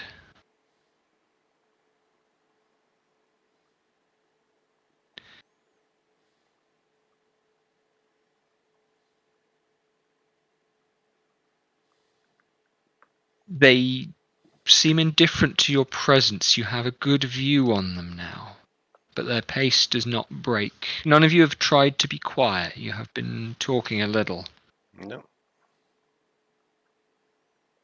but their movement does not change. They're making a steady pace, maybe as quickly as you could comfortably walk, pulling 5 mine carts laden with stone. Well, we know this is the way. Keep Should going. we just follow Right. them? I'm just gonna. Yeah. Should we try Ignore 'em. walking past them? I'm ignoring, carrying, going. Okay. You're going to try and pass them? Yeah, sure. Oh, Yeah. maybe. Nice dog. I don't think we should. Follow They're- them, I think, is smarter. They're Yeah. moving as I'll describe it in game terms. They're moving at about 30 foot around. Oh yeah, then I'm not going to try and pass them. Yeah, they're Yeah, making fuck it. a pretty steady pace. I'm just following. Jesco can get past them I'll quite sl- easily. I'll The rest slow of you down. will have to put a bit of effort into passing them. I'll just slow down. Can we the get boys. in one of the minecarts? Indiana Jones shit. Let's go. They're all full of stone, aren't they? They are full of stones, but if that's what you'd like to do. You can sit on top of the stone. Yeah, just no. I'm not. I'm hovering. I don't care. Continue.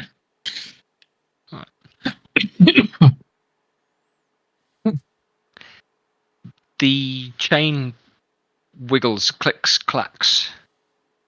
The carts that are normally bitten and bound up into these appear to just be running smoothly, putting just enough force onto the rail to oscillate this chain, to give away where they've been going.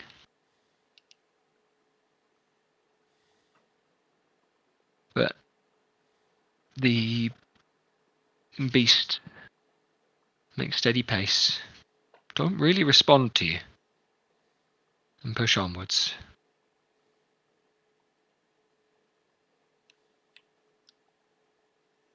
Several minutes go past, and after a little while, there are lights ahead. Torchlight, but also something more stable. Probably a light spell. You see a chamber open up. Wooden structure. Scaffold, perhaps, up ahead. In what would open up into a larger chamber. And a doorway, perhaps a gate.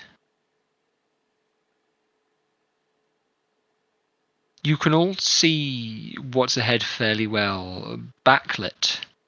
There is another creature, shorter than most of you, perhaps Gronon's height. But it does not look humanoid, certainly not dwarvish in its form.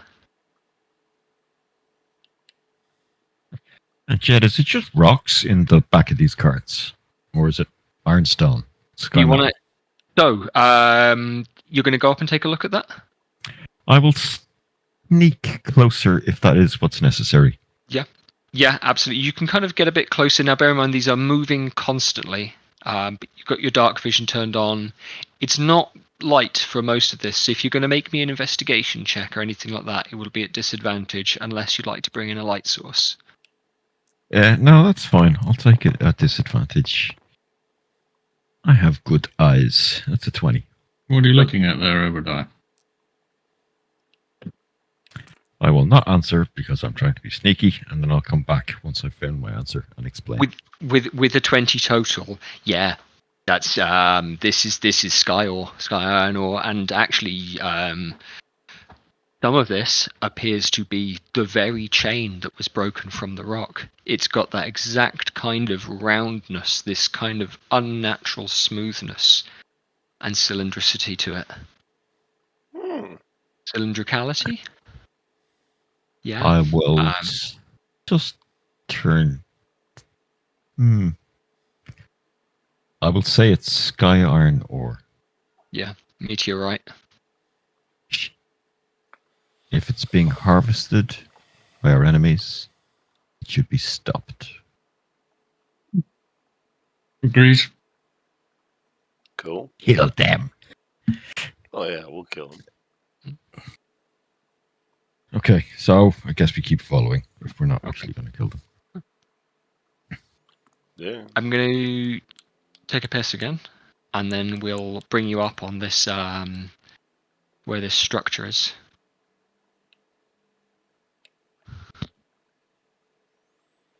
All right. I'll piss too. Whee! How are we about to discover? The idea popped into my head that it's some fucking extra dimensional pocket. And it's not, or it wasn't here always. Like the dwarves weren't building it. But it's more something that. I feel like a devil has summoned these creatures into existence. Well, yeah. Well, yeah, it's they're speaking demonic, obviously. I don't know what they're called. I haven't seen that No. enemy before. Neither have I. Kind of No, look a little like Zorn. It's not an elemental. Not one that I've seen anyway. It's like a hellhound or something. It's probably a fae. No, it's demonic. Yeah, it's got to be demonic because they're speaking demonic or hell speech or whatever. They I are suppose- speaking infernal to each other. Yeah, that's something that you've learned. Infernal. One delivery of fucking ore isn't going to change the world, so. If only Tongi being a tiefling didn't allow it to speak infernal like it Mm. normally would. He could understand them. Yeah. But he doesn't speak that. The Orcish has come in handy this session as well. Oh, yeah. And Jeffro is coming more handy, though. He seems to be an between the- idol yeah. for the orcs. Yeah, Diplomat Jethro. What? Yeah. What? I That's just what he's pissed. known What? for. Nothing, we were just discussing your diplomatic credentials. Just saying how handy you were coming with the orcs. I'm fucking Like, great you're with like people. you're an idol to them, so it's like, I was just like, Jeffro, come here, help me. I'm a people person. It's all good. He loves dropping them off roofs. Down lift Down lift shafts. shafts, yeah. yeah, he's all Hey, I didn't kill nobody. It was gravity. I see what you mean. Both times. Yeah, exactly.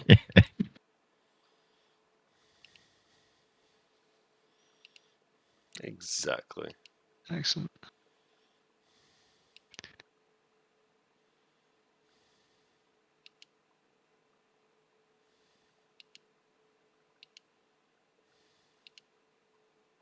Oh yeah, as we're walking, Tongi's just gonna tap Jeffro on the shoulder and vigilant blessing, Oh.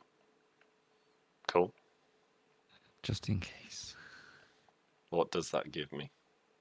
That's your advantage on initiative roll. Oh, cool. And it doesn't have a time limit or anything. It lasts until you use it, or I recast it. All right.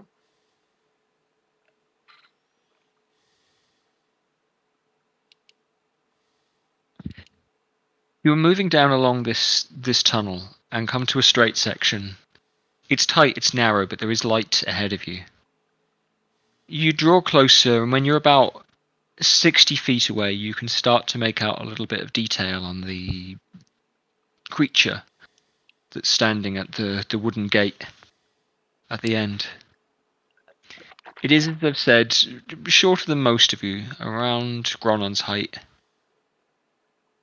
But you realise from the way it moves, from the way it is silhouetted, that it's standing on two legs, holding what's probably a spear or some kind of lengthy weapon, maybe a trident, with two hands, and has at least another two hands coming out from its shoulders. This thing, as you draw closer behind your procession of minecarts, spots you. A wave. It looks past you into the chamber. No, it looks behind itself into its own chamber. You don't hear anything, but it is also gesturing towards you. Ball of fire. Oh no. What else have you got? Actually, not at the door. I'll draw in some of the. So Not it going to draw can in the see full. us from this distance, Jed. It can see you, and you can see it. It is at about 60 feet. Oh, okay. I thought it was further. Cool. And I'll draw in the full 60 feet if you'd like, so you've got that time to maneuver, or we can put ourselves a bit closer because the cart is just moving ahead. Happy to follow the cart up if it's not I don't know. aggressive straight away. I'm in. Driving closer, I want to stab it. So that's 30 feet. So that then comes to 40 to the edge of the table. And as you get to about the 40-foot mark, so I'm going to reposition a couple of things. Let's draw. I'm going to use reds for the minecarts.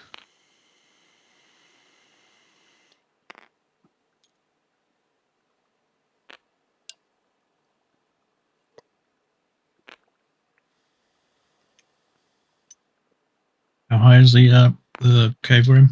The cave you're in, this is quite narrow, so I'm going to say 10 foot across, 10 foot high.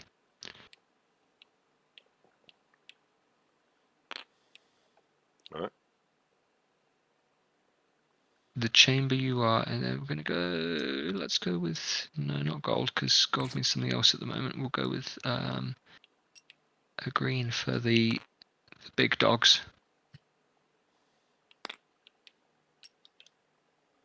In terms of what you can see going ahead, there's some wooden structure here, maybe like scaffolding. If I can get you guys to position yourselves at the top of the table. Hmm. You don't have to be in a particular order. You can go wherever you know. There's not a lot of room there. There isn't a lot of room. Yeah, fuck it. Let's. Just get rid of the last minecart. Jam us all in. There you go. No, Absolutely. I have a sense of order and things like that, but Your base is too big. yeah, his base is too big. Make him a little bit smaller. Sorry, Till. Cool. All right, Abby. okay. See, I made my character tall, not wide.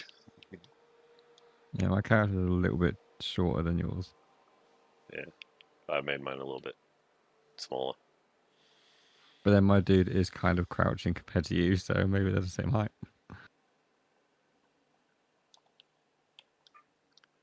Stay. Even though I'm pretty sure Jeffro is actually taller than Tongi. You're like 6'8", aren't you? Something like that. There we go. Yeah, I'm only Looking at you. 6'5". You look like a red Draenor. Mugs. Yeah, because he's got orcish facial features, that's why.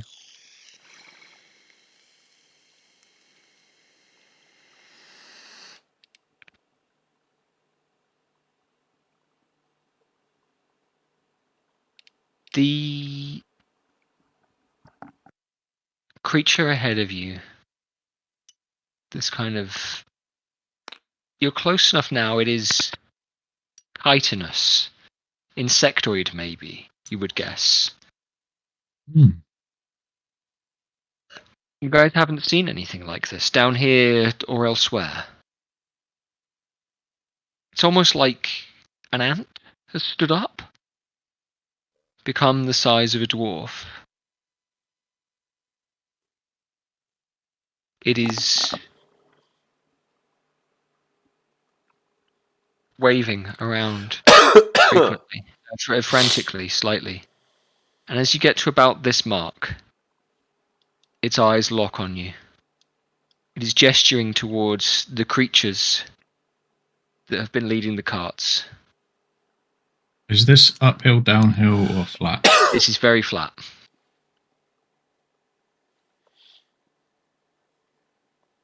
I realise that the lines on the board are indicating almost a downhill.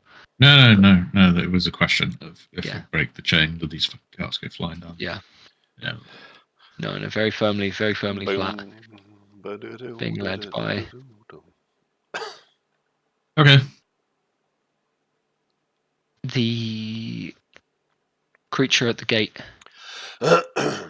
which is open, by the way. You can see kind of wooden props and supports and some of the shadow cast from within, because this area is lit. As in illuminated. Illuminated as fuck. You know, yeah.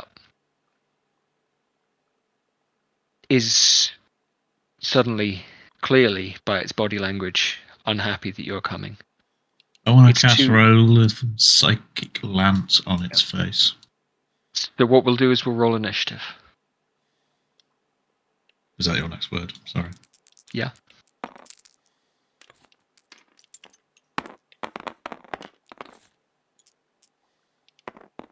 Holy crap! I'm Wow. going fast. I got That's never 17 happens. on my advantage.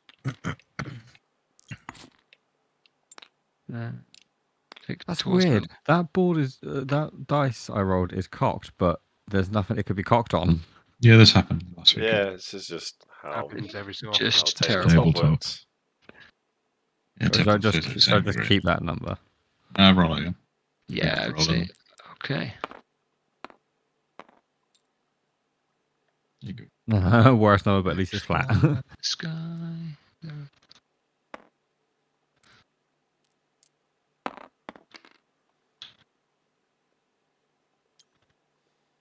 Cool.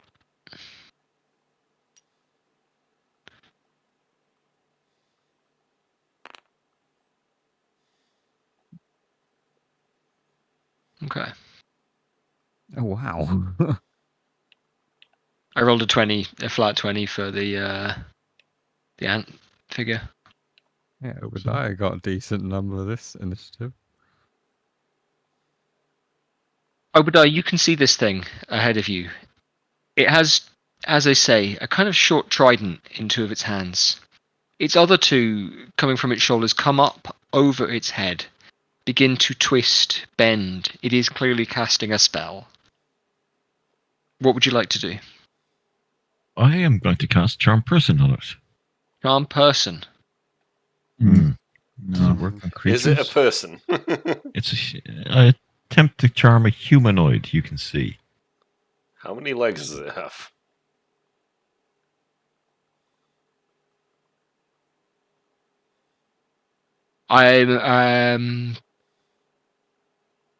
Gav, I'm going to give you a GM's. Are you sure?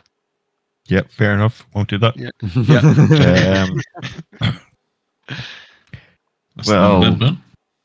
I'm going to. There's not much I can do except waste a big level spell slot. So I'm going to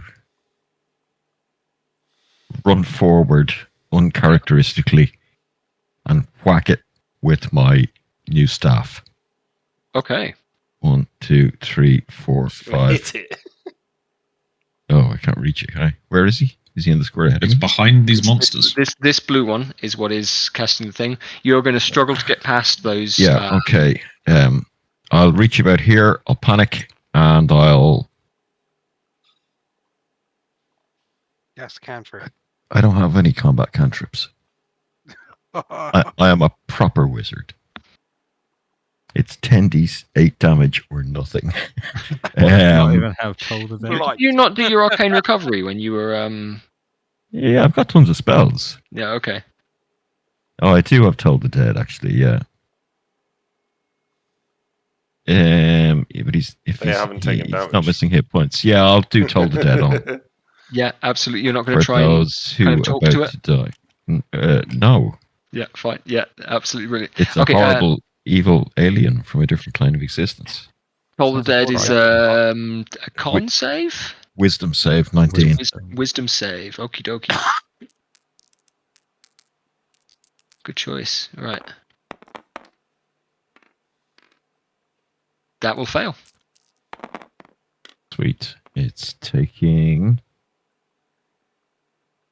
14 points of damage. 14 points. Cool. Okay. And that's Toll the Dead has a sound to it, does it not? It does. A dolorous bell fills the air around it for a moment. Look, it's my And pencil. yeah. Okay. So the doing kind of lingers in the air, reaches out. What was the total? 13? 14. 14. I don't know. 13. We'll say 14. That's fine. Yeah, it's okay. Wait, how many dice did you roll? 3d8. I know I got a 7 and a 3. No, I was 14. I think 7, 3, 14. 4. Yeah, that's fine. Yeah, happy with that. It's certainly, that's hurt it, but not enough to stop it from doing what it wants to do. The creature, the ant-like creature, you see a crackle of green, almost like wisps from between its two fingers. The section of the... Now, let me see if this will get all of you now. If it's...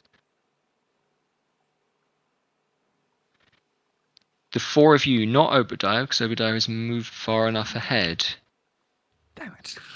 are going to be enclosed. I could get all of you, but this thing's not very smart. Can make me con saves, please. As a sphere of yellow-green fog begins to burst out of the air, Is it almost as elemental? though it is seeping from the rocks from What's this behind bad? the door. Is this poison? Jed? It would be poison, yes. Yes, so Sam, you get advantage on the save against it, I think? Yes, I do. Or is that against the poison condition? Against poison. It says advantage against poison in my savings throw tab. Cool. Yeah, great. 27. I'm going to use a reaction to cast Absorb Element. Oh, I'm immune to disease and poison. I don't think it's an element, Vic. Is poison on the list for absorb elements? No, acid. Sorry. Yeah, that's Yeah, all it right. looked like a poison symbol. Worth checking. Yeah, absolutely. We'll get the results of those saves then. Jethro I get is advantage immune. on con saves. Oh no, that. No.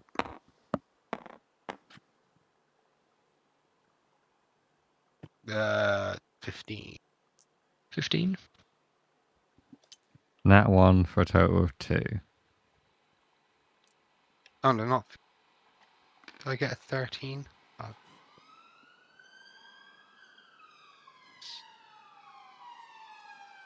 So 15 or 16. If I rolled 13, then it's a 16.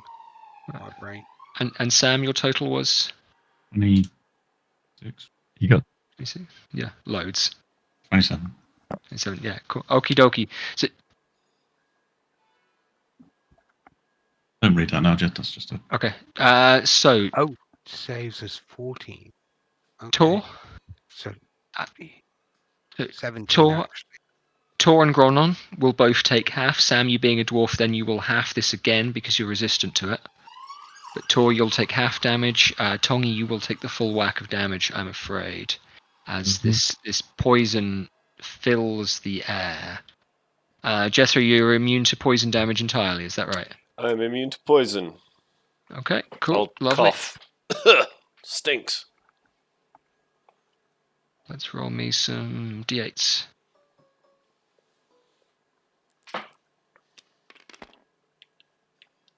Okay, 20 to 20. So that's 5 for you, Sam. 10 for you, Vic. 20 for you, Told you. Jamie. Luckily, I Yeah. had 15 temporary health. Yeah, thanks for those. Yeah. Oh I'd yeah. still put down totem of the fucking thingy, but we don't Yeah. need bear for now. Yeah, probably. Yeah, Jeffro, See you how still this got plays out. 17, don't you? Yep. Okay. Obadiah, you have seen this cloud of poison form behind you. The area is heavily obscured. It's difficult to see in. It's hard to see even as far as Tor now. Shit. But you've no doubt about the spell that's been cast there. Cloud kill. All right, let's put an end to that. Jethro, it is your turn. Okay. One sec. I'm going to throw. Oh, that's not me. Fucking hell. Throw Grom on that. I'm going to throw the spear at this guy. Okay. Because I can. Yeah, cool. All right, make me an attack roll. Let's see, nodale. It's a lot, 32. 32 will hit. And it's 3d8 plus 9. Yeah. These are magical attacks, and psychic is on that Those are list. No, it's d10s. not, Those are actually. d10s. Those are d12s. Ignore that. So that'll be 28 damage on that. 28. And then the spear returns to my hand? It does. It returns to It my kind hand. yeah. Yep, no, you go. It hits the flesh, and then it kind of blinks. It is familiar with you now, and your rage that boils beneath you abates briefly as it goes, and then returns anew. The fury that is baked into it, into this spear. And then I'll Very run to it familiar. and attempt Yeah. to run it through, Okay. which will be a 24. 24 will hit. Yeah, definitely.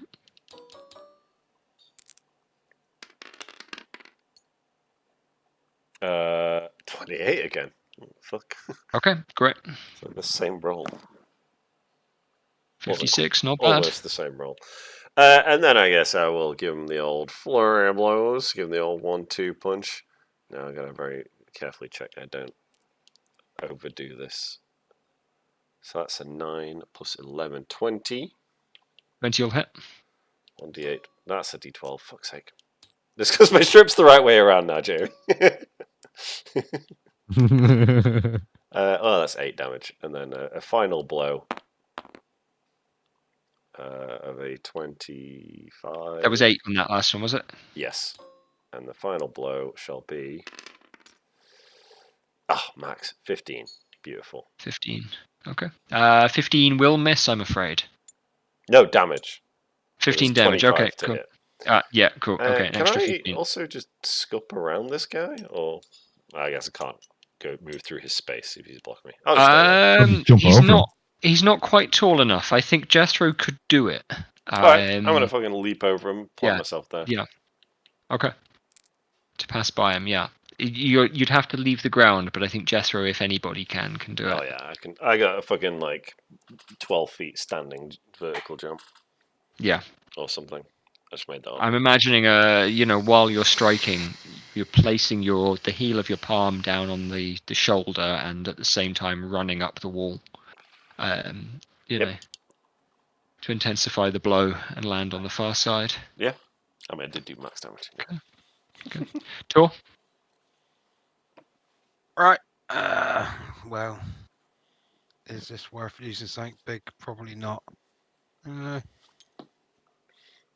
Up to there, and I think it will be a system both frostbite, I guess. On him. Blue Boy. Yeah, sure. Con 17. Con 17. Say. Con save 17. That'll pass. If it's frostbolt, do that's you get half on a pass or No. no? It's just not. Yeah, it's fine. But the ice kind of shoots off towards it.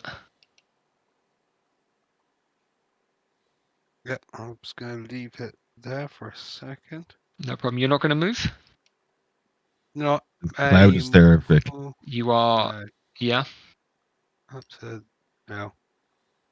Yeah, fuck it. I have to get within strike range, I guess.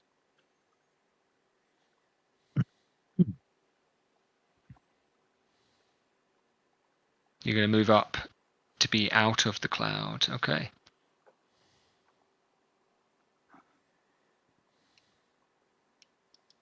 Anything else for Tor there? No? No. Okie dokie. Right, next in the line is Gronon.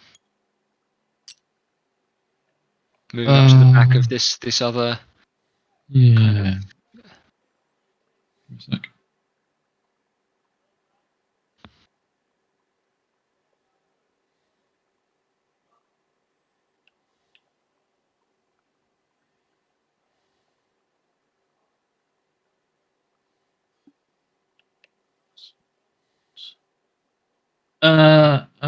Actually, yeah, fuck it. I'm going to cast third level Inflict Wounds and twin it and hit both of these things.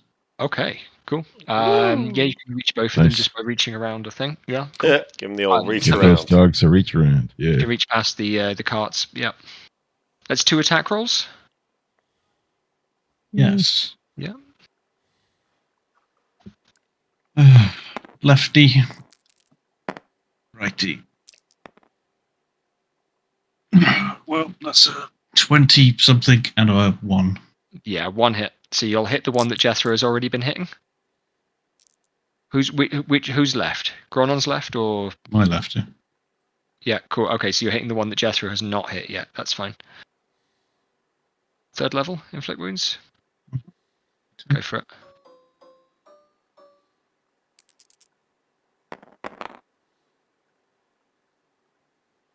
29. 29, not bad. Decidedly average, I think. Yeah, Bit above. lovely. Anything else there for Gronon? No. That's necrotic damage, isn't it? Yes. Yeah, okay. Is that important? No, well, maybe. It has some resistances, it has some immunities, and I'm keeping track of what's what. Like the print screen button. Do you have to?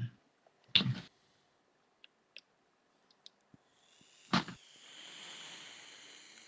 Okay, it's been your turn. Tongi, it is your turn. Right, yeah. Gotta move first. Yep. Tell you what, I'm going to draw in the area of the cloud.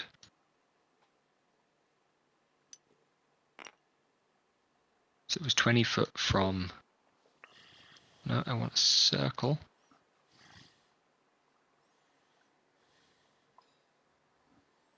There. I'll put all outside of it now. Yeah. Right, and then Sacred Flame Sacred Flame on...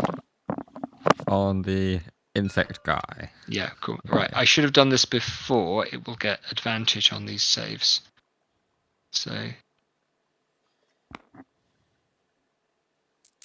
It's a dex save, isn't it? Yeah, 16. It will fail. Then that's 3d8. 3d8, and that's radiant, isn't it? Yeah. Yeah, cool.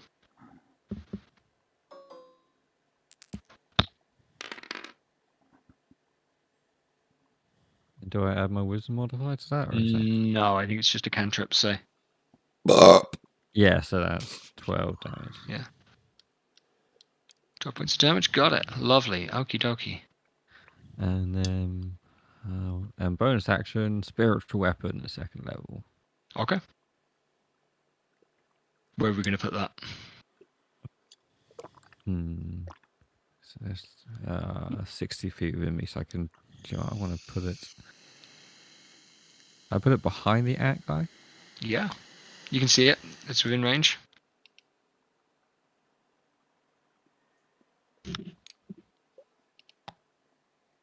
there. But yeah, so attack roll.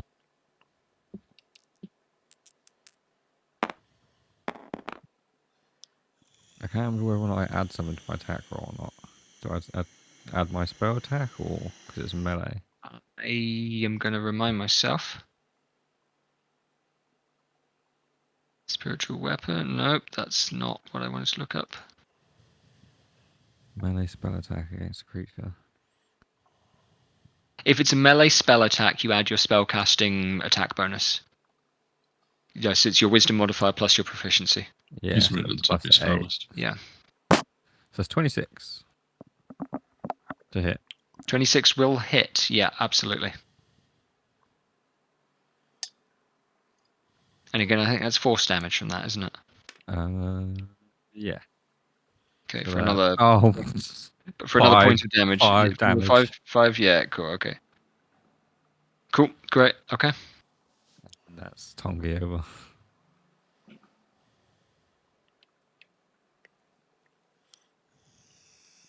Okay. It's Tongi's turn, so we are on the Canoloth's turn, which is what they are. I was thinking T-Cream. I'd never heard of Camelot.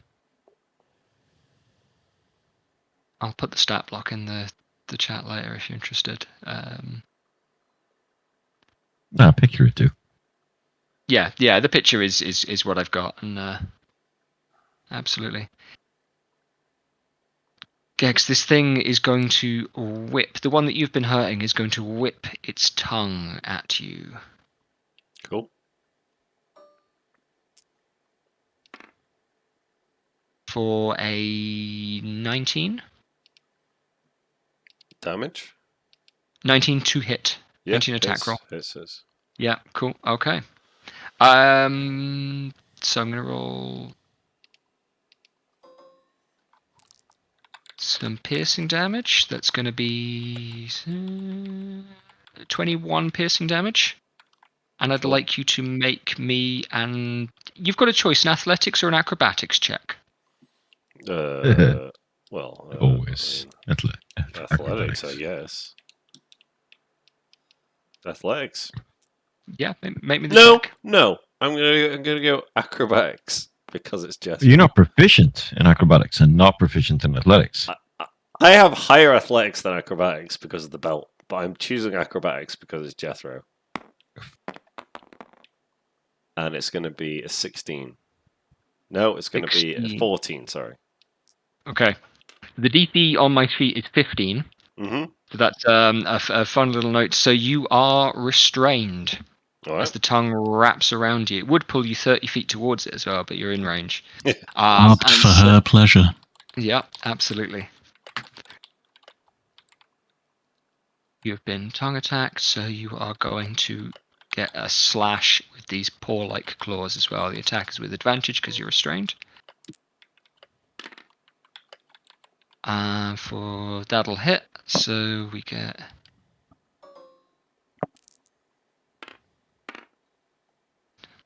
14. Cool. Damage. Okay. Yeah. 14 damage. Yep. Cool. Absolutely. Merci. That is against you. The other one, which has been had wounds inflicted upon it, is going to give Gronon the similar treatment. So again, first with the tongue. Bit of a tongue lashing. Gronon, your AC's Sam, that's a 22 total. Is it a 22 total? Yeah. I will use my reaction and do a shield. Okay, yeah, I thought you Oh might. my First God. time ever. See, was Ross fucking 23, the prick? That puts your AC up to a 23, is that right? Yes. Okay. So the tongue bounces off that way. It's still going to attempt a claw attack. I Or have a maybe reaction this time. a bite. It's going to attempt a bite. So the shield persists until the end of this round. Oh, does The it? end of this turn. Yeah, the shield persists. It's going to try and make a bite on I you. think it's until your next turn or something. That's Not enough. Oh, that is enough. 23. Yeah, Yeah. it's a +7. Okay, so that is a bite. So we're gonna go D6s. 20 total in terms of Bastards. damage. Cool. Okay. That hurt. These things are bound up. They can't move so easily because of the way that the chains are positioned. But they sound unhappy. The one that's been punched a lot is certainly, you've been knocking it about. It's heavy, you know. When you hit it, it feels sturdy. Certainly heavy. Pissed off about animal abuse. Yeah, absolutely. But we come back through to the top of the round. Now it is the Mesoloth's turn. What I'm going to do, first of all, the Cloud Kill moves up 10 foot. I'm gonna hold my breath.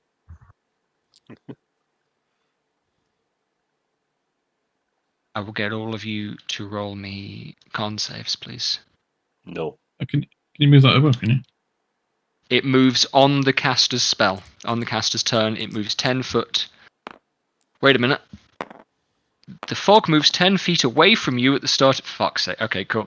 The Don't other worry. way then. Yeah. I just moved 10 feet the other way, yeah. It moves, so it either moves away from the caster or downhill. Now, we very clearly had this discussion about the tunnel being flat, so yeah, cool, alright. Damn it, I was the only 20 I've rolled in the last 5 or 6 sessions. There we go. It's even further away. Glad I checked that. That's fine and fun. Alright, before the Mesoloth will take his turn then, Obadiah. Well, I guess into the insectoid, it's maybe a magic missile. Don't want to Yeah, blow sure. too much. Mhm. Third level. I don't want to blow too early. A third level magic missile, Third level magic missile? Yeah. which is one more dart for everything after second. So 5. So 3 to begin with. Yeah, 5. so 5d4 plus 5. 5d4 plus 5, absolutely.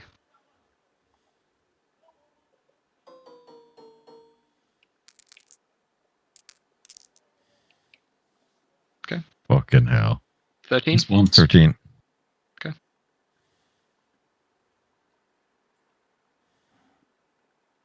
Cool. All right. And I'll use my movement to climb on top of one of the carts. That's her. Yeah, and you can absolutely do that. They are packed in. They feel sturdy as you go to climb it. You can imagine that they were heavy. Those of Yeah. you who have been hit by these Canoloths will attest that they are capable of moving some weight. That's me. Yeah, Like slaves. absolutely great. The Mesoloth is going to take a disengage action. It is going to turn. It is going to move out of your line of sight. Bitch. Jethro, now you being at the front here, can see relatively well into this room, so I'm going to switch back to my red.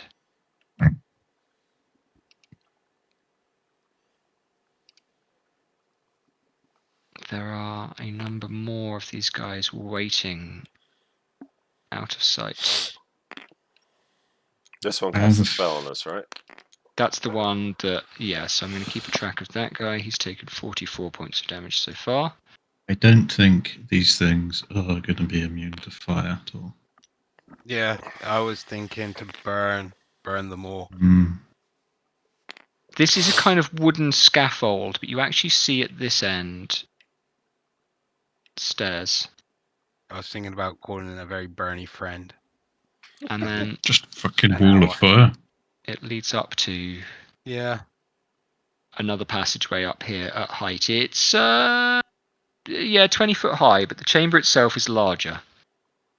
Let's draw in the rest of the chamber. It shouldn't be read So we're as entering into a massive cave, Jed, are we? you're entering into a larger kind of more fucking trying to get a line here. More kind of cleared out chamber.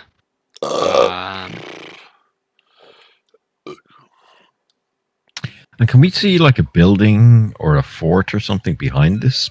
What was just being. There's a kind of scaffold and a kind of lift, like with steps up here, and it leads into another kind of passageway. You can't quite see what's going on in there. Remember that it was mentioned we were going underneath his house, the building he was. Yeah, I thought we got sidetracked.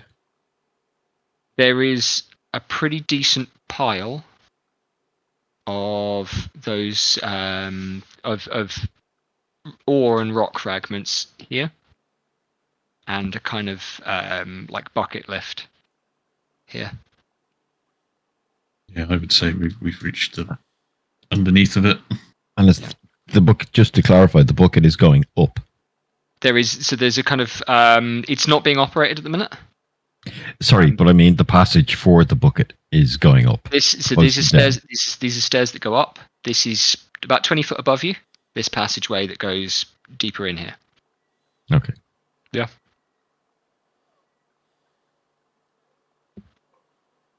Yeah. Yes. I think you're right, Sam. Just one It's back garden, isn't it? straight line right along that. Cook 'em all. Jethro, it is your turn. All right. Well, I'm gonna fuck up these guys that are blocking the boys. I turn around. The one that I hit before, I'll fucking insert my spear into its rectum. You restrained, or we are not restrained? Oh yeah. Jethro, you are restrained. Athletics? You can can still try to break make out. the. So you can use an action to try and escape, Yeah. or you can just punch the guy.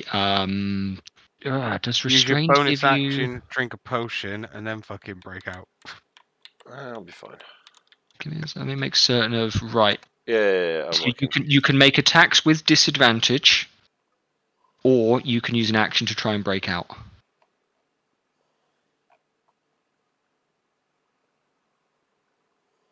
So while you are restrained, like you are, let's say, properly tied up in this thing's tongue. The good news is it can't try and bite you while you're wrapped up like that. I'm gonna attack it. The one that's You're gonna attack restraining me. Yeah. So your attacks will be at disadvantage, as I say. Yeah, it's like Gonna bite it its tongue. 17. 17 will hit. Nice. Rolled the dice on that one. Around 15 AC. That'll be a 24. 24 points. Yep, cool. Probably is like a natural 15. Yeah. I'll attempt it again. Oh, that's a lot more. Cool. Beat it to death. Well, I won't be One restrained one if I inch kill the fucking- fucking thing. 28. 1 inch punches on it. On 28 its points tongue. of damage there. He's Say biting what? it, mate. 28 points of damage, you said. Yes. Yeah, cool. It's still Jeffrey's kicking. chewing his way through the tongue. I'm sorry, I'm doing the maths. One. Oh, I didn't use my That might key have last killed it, time. actually. I didn't use my key Yeah, last no, that's time. killed it. Okay, Is so... that's with the spear? Yeah. Yes, it is. Am I unrestrained now? You are unrestrained, the tongue goes limp Cool.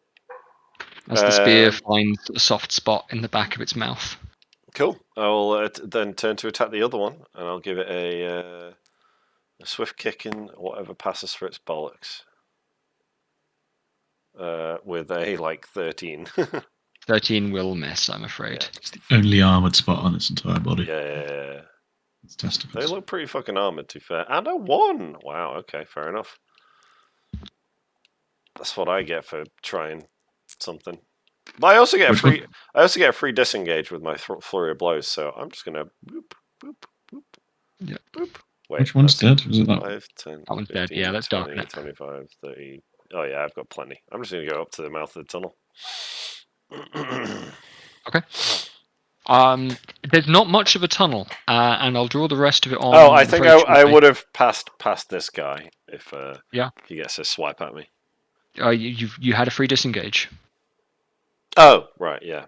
I mean, Right. For the round. yeah. So I disengage. Oh, okay. So it just works for any enemy. I think so. I'm going to say. Well, I mean, either way, I could have probably just gone straight and jumped up it. Yeah. My understanding is it works for the Well, you're purposely trying The not whole to round. get hit for that round. Yeah. Because that's your Yeah, action. that's innit? the point So of you're it. like, That's what is, dodge yeah. is. Dodge means disadvantage on attacks against you for the entire round. Yeah, okay. Disengage means that you don't provoke attacks of opportunity while Right, moving. right. For that turn. Got you. in other words, you keep your guard facing them, sort of thing. As you Yeah. move. Movement doesn't provoke opportunity attacks for the rest of the turn. Yes, correct. Cool. Yeah. Very good wording. Cool. It is your turn. Cool. I want to cast a level 4 wall of fire Yeah. but inside this back line, so it's touching. You need to be able to see it, I think, though. Oh yeah. Yes. Can you see the middle? You could just move blast past Create a wall of fire. move past the green guy. Yeah. And stay within 5 feet.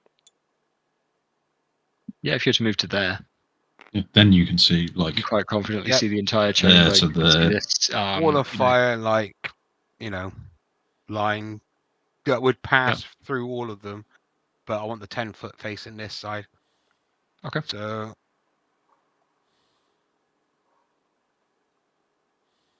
draw one it on, I guess. line for all of them. Yeah, great. that sort of thing there. If you And then, if you stand in this square, it hurts you. So if you stood, anywhere, like when it sets off, that is. Yeah. Yeah. Actually, Do they take damage when you cast it or on their turn? Yeah. No, take When the wall damage, appears, like, each creature within the area must make a dex save. On a failed save, they take 5d8. Okay, cool. Yeah. Yep. Dex save is not a strong one for these guys. 1, 2, 3, 4, 5, 6. Okay, cool. I'm going to roll 1, 2, 3 for the guys on the left. They've all got the same bonus, so 1. What's the DC? be 17. 17. So we've got 2 passes and a fail. Okay. I'm going to rule that this guy fails. They take half damage still. Yep. Uh, And then the guys on the right. And again, right, so it's 17. They all fail. okay. And This then one that half. is That one is. This one failed. 5d8. The other 2 passed. Yeah, Oh, that's d10s, isn't it? Those are d10s, yeah. This is your d8.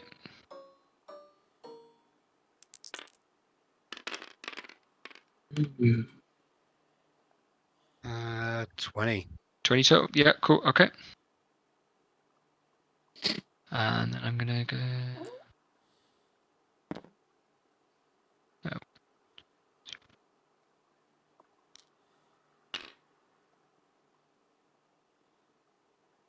Okay. So I'm noting down on paper which guys have taken what, so.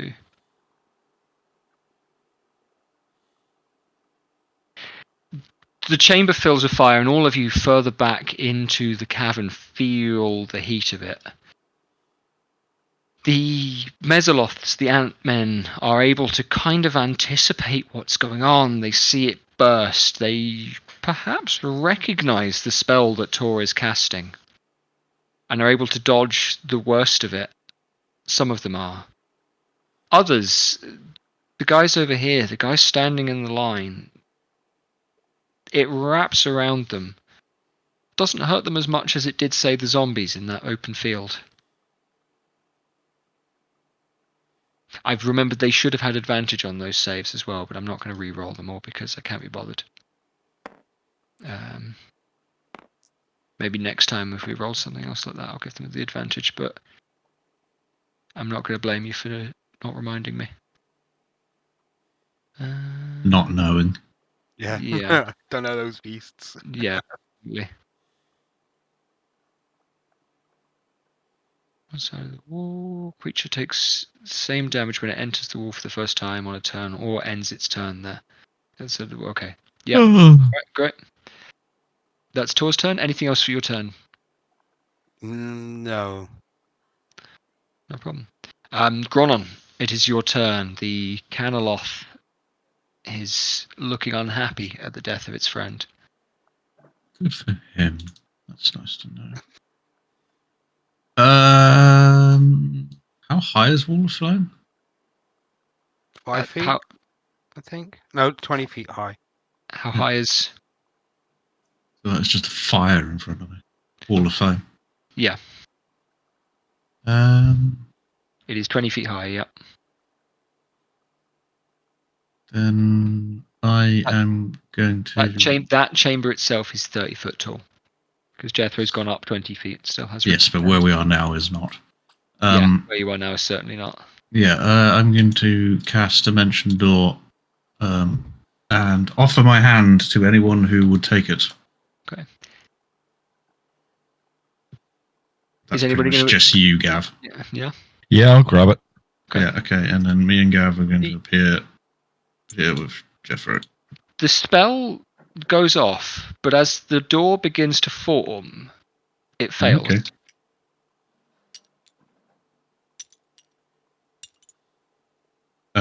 Did anyone speak? Nobody spoke. You realise that you've reached your hand very close to the Canoloth and felt a pull, especially when you went closer to it. You can make me an Arcana check if you'd like. Yeah, because this makes no sense. Anti-magic field of some sort. That was grabbed. Can I get you to re-roll that? Yeah, sorry, I was clicking to move Yeah. because I was Oh, going to you make it as bastard. well, and I actually clicked. Sabotage! Yeah, Exactly. You bastard. yeah, absolutely. Oh, no piss. Can I make one as well if I'm there? Yeah, 17, absolutely, 18? 17 or 18? Yeah. 18. 18? Yeah, 17. It's 18 and a 17. Yeah, there's something about this creature. It has something of the guard dog about it. And so it has bound you being close to it. Being able to teleport to it or away from it. It's let you get pretty close, and it's happy for you to be close.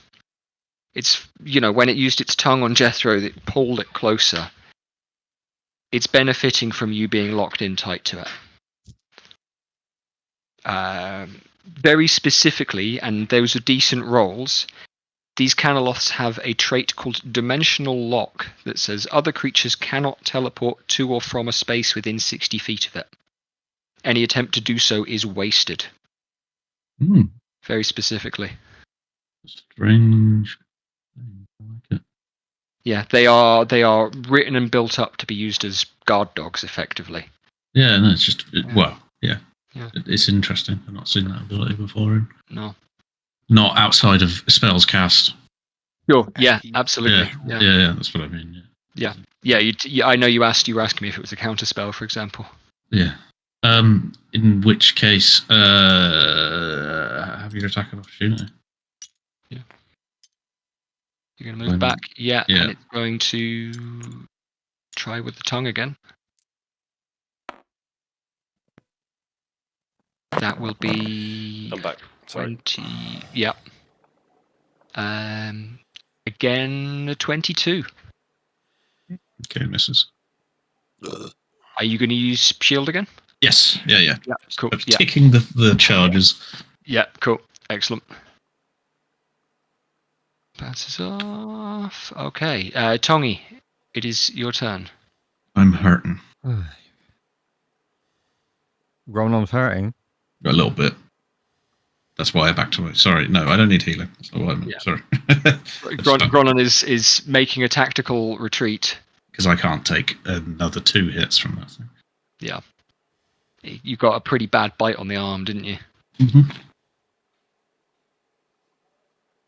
Say, do you can I see that you need healing? Because then I'll heal you. I still have more than half my hit. I wouldn't worry then. Yeah, don't worry. Sam's saying don't worry. Right. Until people are like a third, I wouldn't Yeah. panic. Just Right, wouldn't be able to Tonga's take a gone. round next to it. That's why I moved. Can I stand in the same square as this thing because it's now dead, or do Let's say yes. I'll just stand off so I'm not on top Yeah. of the thing? Sure. Yeah. But yeah, I'm tempted.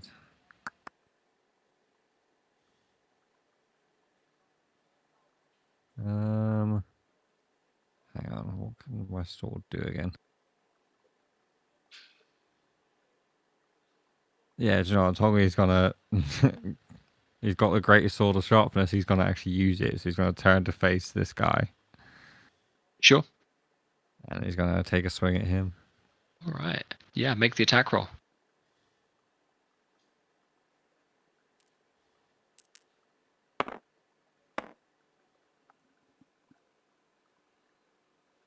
So that's 20 to hit.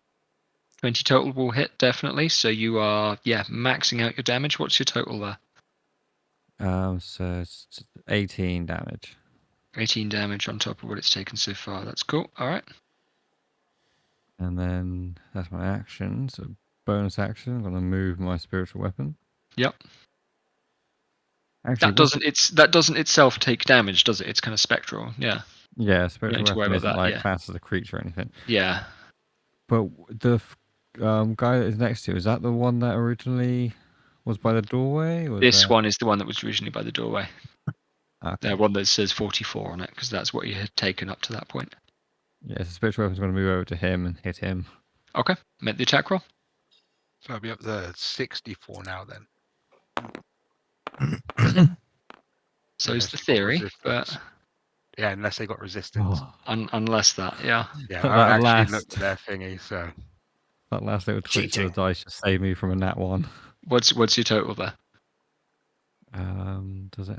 Oh yeah, it's plus 8, isn't it? So that's 21 to hit. 21 will hit. Yeah.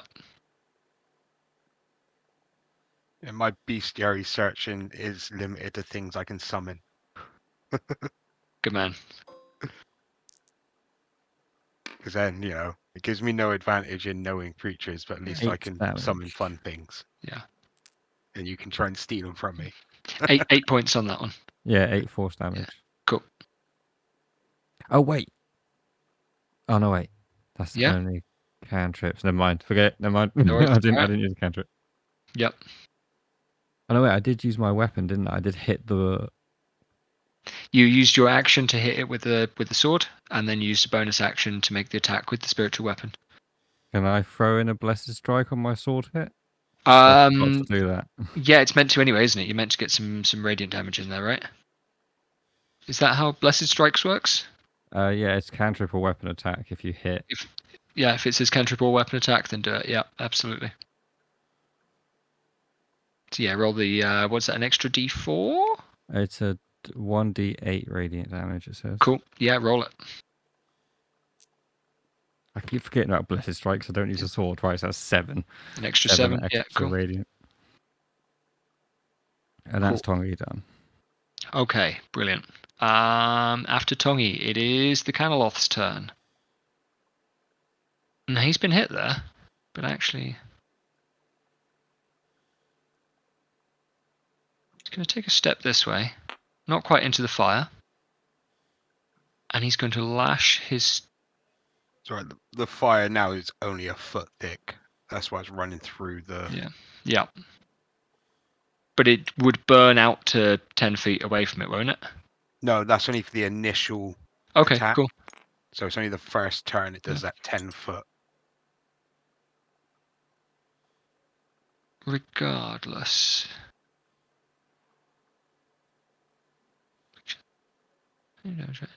Right. It's going to make a tongue attack against Jethro. Let's keep pulling through the fire. Oh, this could be painful. Yeah. 16 plus 7 will hit you. Sure. Yep. Okay. You are right. So the tongue itself does.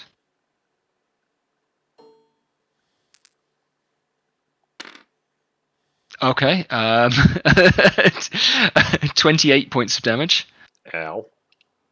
You are then pulled this way. Yep. So, Vic, I'll get you to roll the damage from the wall of fire.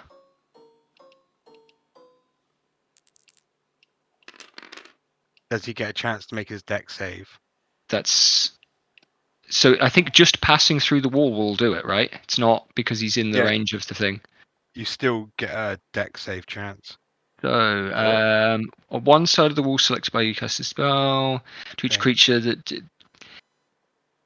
deals 5d8 damage to each creature that ends its turn within 10 foot of that side or inside the wall. Yeah, he's got So the 10. Took So I've in gone a 10, through and he it. passed through. you've gone through it. Yeah, So he you've passed through, so he's taken 10.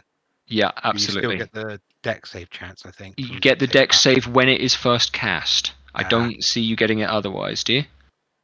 Oh, When wall the appears. wall appears, each creature with the area must makes Yeah. a dex save. Other than Yeah, it that, there's doesn't say no how. dex. Yeah. Yeah. So it's an extra 23 points of fire damage for you.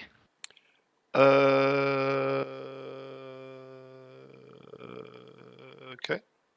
And are you going to make a save against restraint? What now? So athletics or acrobatics, because you've been got by a tongue. I'll choose athletics this time. Yeah.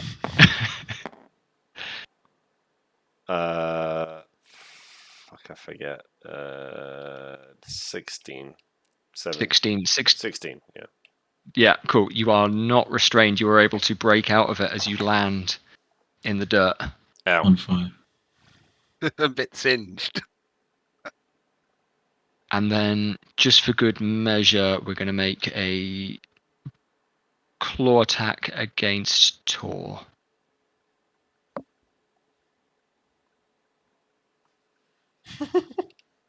Fuck it. Let's make this attack against Jethro as well, because you killed its mate. Alright. Plus, you want to get him down to his 1 hit point. That's a crit. Oh, there we go. Claw attack does, remind myself. Okay, I'll roll. Here it Roll comes. these each, and then we'll double this.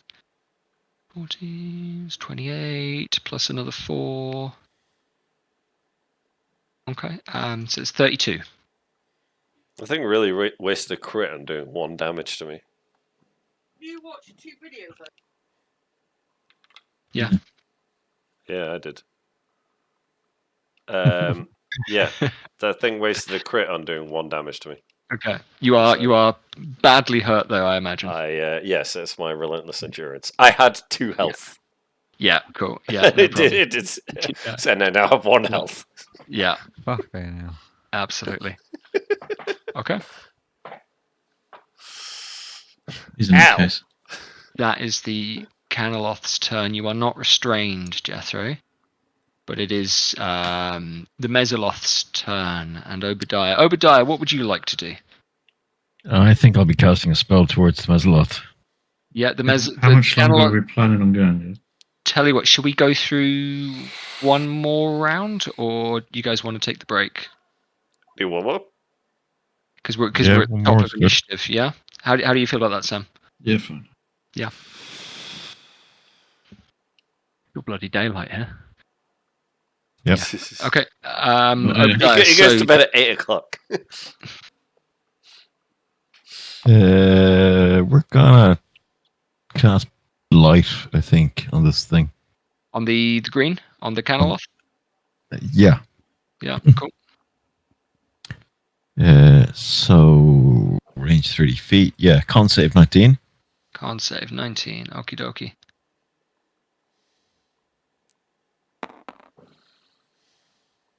Fails. Sweet. So it's taking 88. 88, and that's necrotic damage, isn't it? It is. Yeah. Cool. Do it. Beautiful. There's some nice numbers. 46 damage. Gets it up to 90 points taken total. Pretty monstrous. Not dead. How did it affect it? Did it look It's- like it was toughened That's- against it? That's hurt it pretty badly. I know what you're asking me there. No, you watch the flesh of this thing. You watch bits that you thought were armor and are probably just horn, toughened skin, keratin, wither, blister. Look like they're going to pop off. No, it's been badly hurt by that. It's taken that full whack of damage. Cool. Unlike, for example, the Mesoloths being Fire. hit by the fire. Yeah. Absolutely. Okay, anything else for your turn? No, I'm not in danger. I'm just beside the carts, back behind the lines. I'm good. All right, great. Right.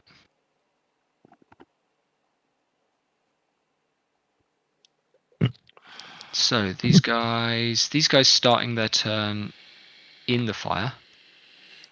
I think they can move through it without taking any additional damage. Is that right? Because they're already in. Do they take the damage? Fuck it, they can take it. Vic, do you want to roll the damage for the fire, because a couple of these are going to go straight through it anyway? Roll me the damage, and I'll just add it on for them. I know they shouldn't if they. When it enters the wall for the first time on a turn or ends its turn there. Yeah, So if they've started their turn on it, I don't think they. each creature that. You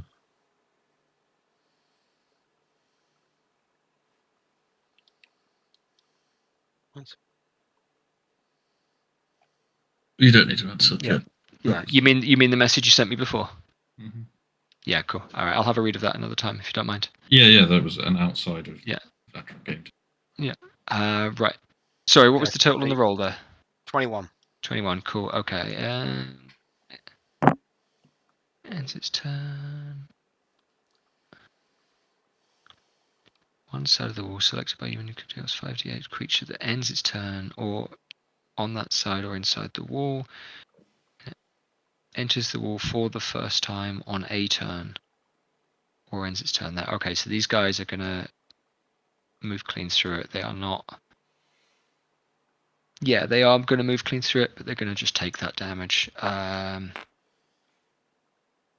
They started their turn on the fire, didn't they? They have started their turn, but they are entering the wall for the first time on a turn. I'm going to rule it like that. If they end their turn within 10 feet of the wall, so that'll include where Jethro is, for example, they will also take the damage, but... 21...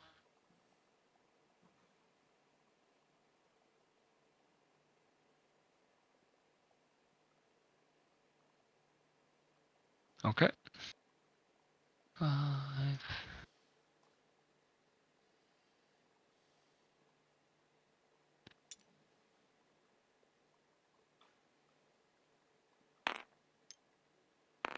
These guys are going to bolt away into this chamber.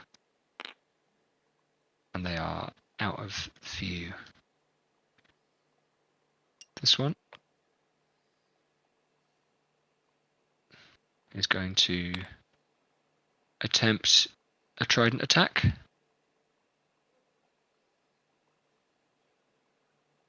Against our dear orcish friend. Yep. Is going to hit you. Cool. I'll roll it. Okay. That's 7 points of damage. That's enough. Yep. Mm. You are downed. I am duffed. And we're going to make another attack. Because you are prone, we'll roll.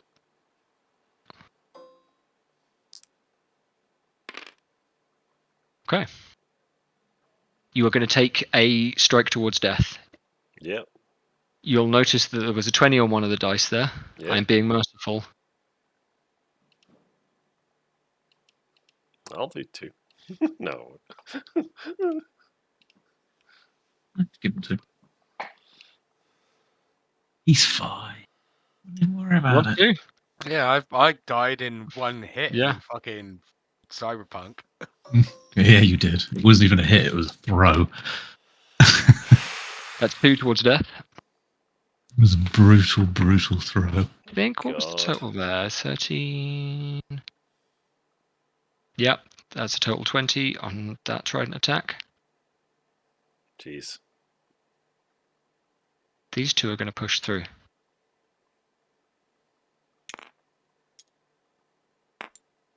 Did one of them walk past me Yes, this so guy. This guy has pushed past you. You're welcome to make an attack of opportunity.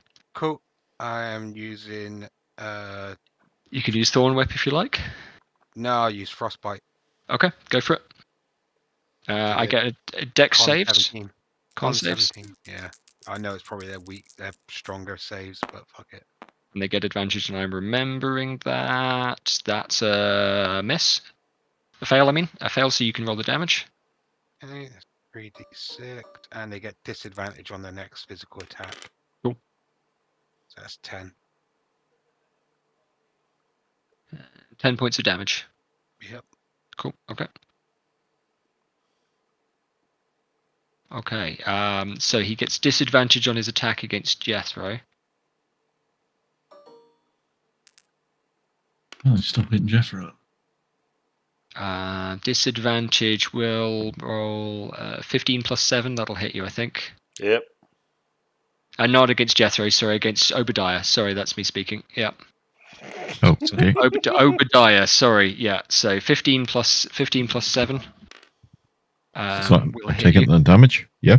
Yeah, so I'm rolling. That's an attack to hit you. Oh yeah, it definitely I'm is. gonna make.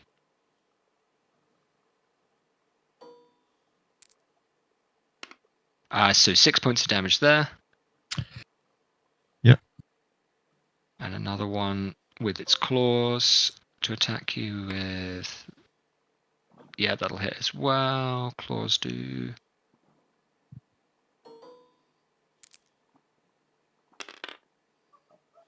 Another 10.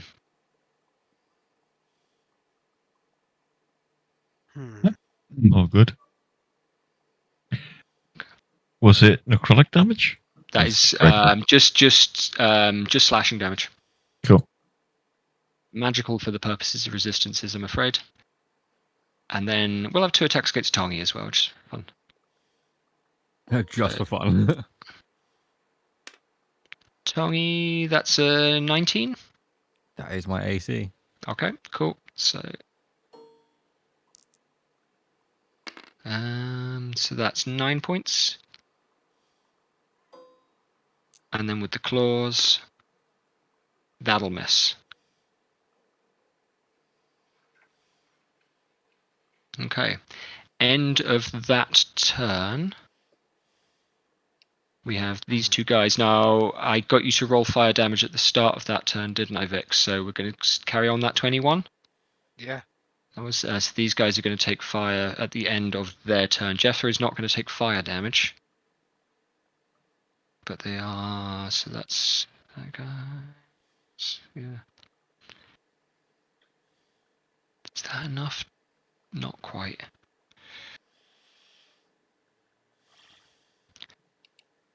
This one, however.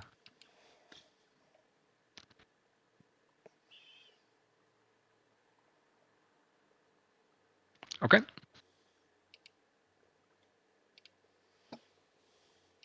That's the end of their turn. Obadiah, you have had your turn because you cast Blight. Yep. Jethro, it is your turn. Make a dex save, please. Pray for it. Oh, shit! Oh. Okay. Jethro, you have been dragged through flames. You have been pretty badly hurt, and you have been stabbed on the ground by infernal ants. By these things. So what race is Jeffro returned? What will he be reborn as? Yes. No. Anyway, We'll leave it for the moment. We'll play through.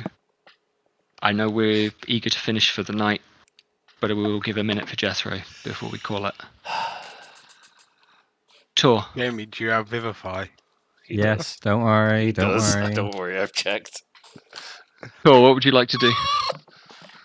You have this living Canoloth next to you and a number of these Mesoloth, these ant people next to you. The Well, I was Canoloth is gonna pretty do- badly hurt. It has blistered. It has begun to die externally, at least, from the blight spell. But it is still kicking. So I can't hurt Jeffro now, can I? Jethro's dead. Yeah, I'm dead. It's fine. Jethro's dead. He's just a corpse. Okay, I am going to cast Blight level 4 on this one here. This one here. Yeah, Cool. Okay. Yep. That guy's not been hurt particularly yet, so actually, wait. No, Blight isn't a wise move. Sorry. It's a bit stupid, but Well, it's a single target. Could be good. yeah, No. but it's con, and they're fairly good with their con, from what I can think. Mm. you've seen Hello. so far they haven't done particularly well at dex saves so far. Let's get that dog out of the way. Fuck it. Summon element. You What are you better gonna summon? fucking not lose control of this motherfucker. I'm going to summon a salamander. Oh no. But the devils are immune to fire. They're not immune to fire, are they? No, I don't They've think they're been immune. They're resistant to fire. They've been resistant to it. Yeah, that's right. You can restrain them.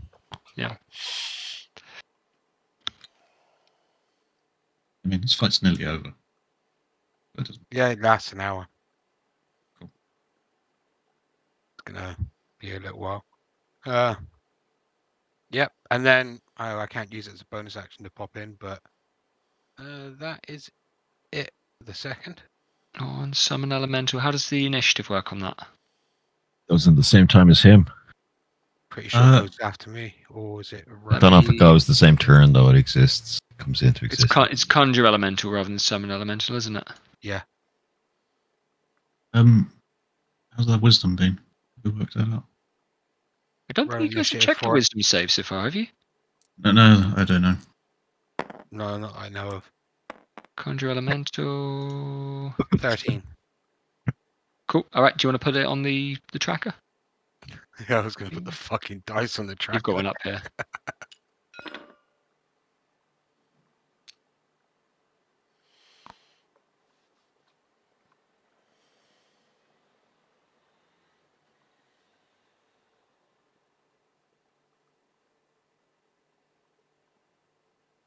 Roll initiative for the elemental, which has its own turns. Yeah, cool. Okay, great. And its turns next. I'm going to let that go ahead of you before Gronon. Okay, and he is going to. 1 second, I did have it. Fucking thing. Oh, you bastard. It's going to be a spear attack first. Great. On 44. Yeah. 1 sec, sorry. I had the stats and now I've lost them because I was looking at other weird elementals.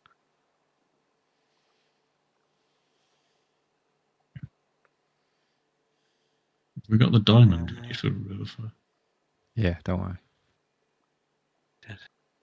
Okay, that is +7. I just need to get to Jeffro. That's what I'm worried about. Terrible. You've got a minute.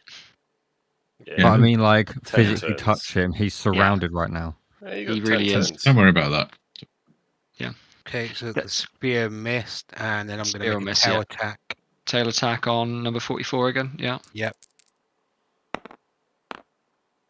I'm going to number the rest of these guys. So And that will be fucking 23.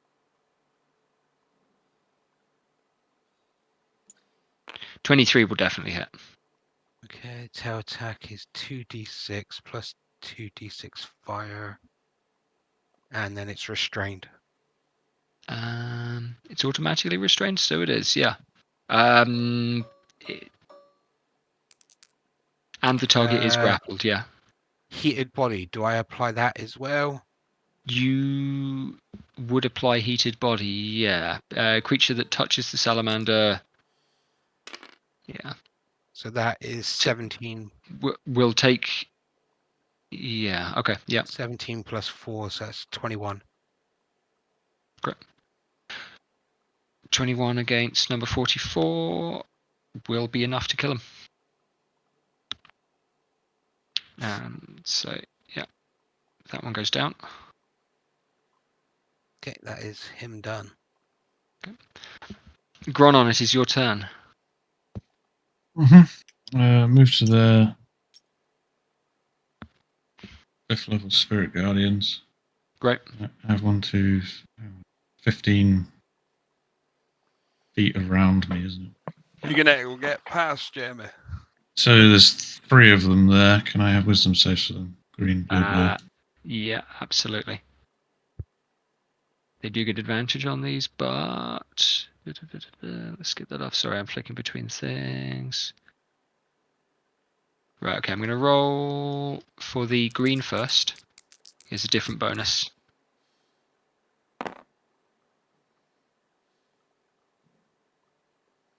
He'll pass. And I'm going to roll both the blues together because they've got the same bonus.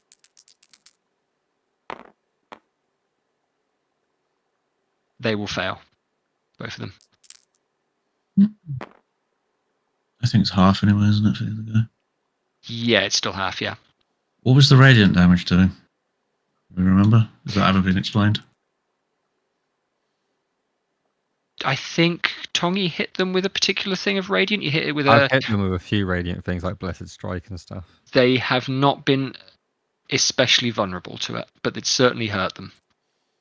It's not like undead that get shredded. What about my necrotic that I did as well? The necrotic has done a decent amount of damage. Again, not more than you would normally expect. Yeah, it's necrotic. You're going to stick with necrotic? Yeah. Yeah, absolutely. 18,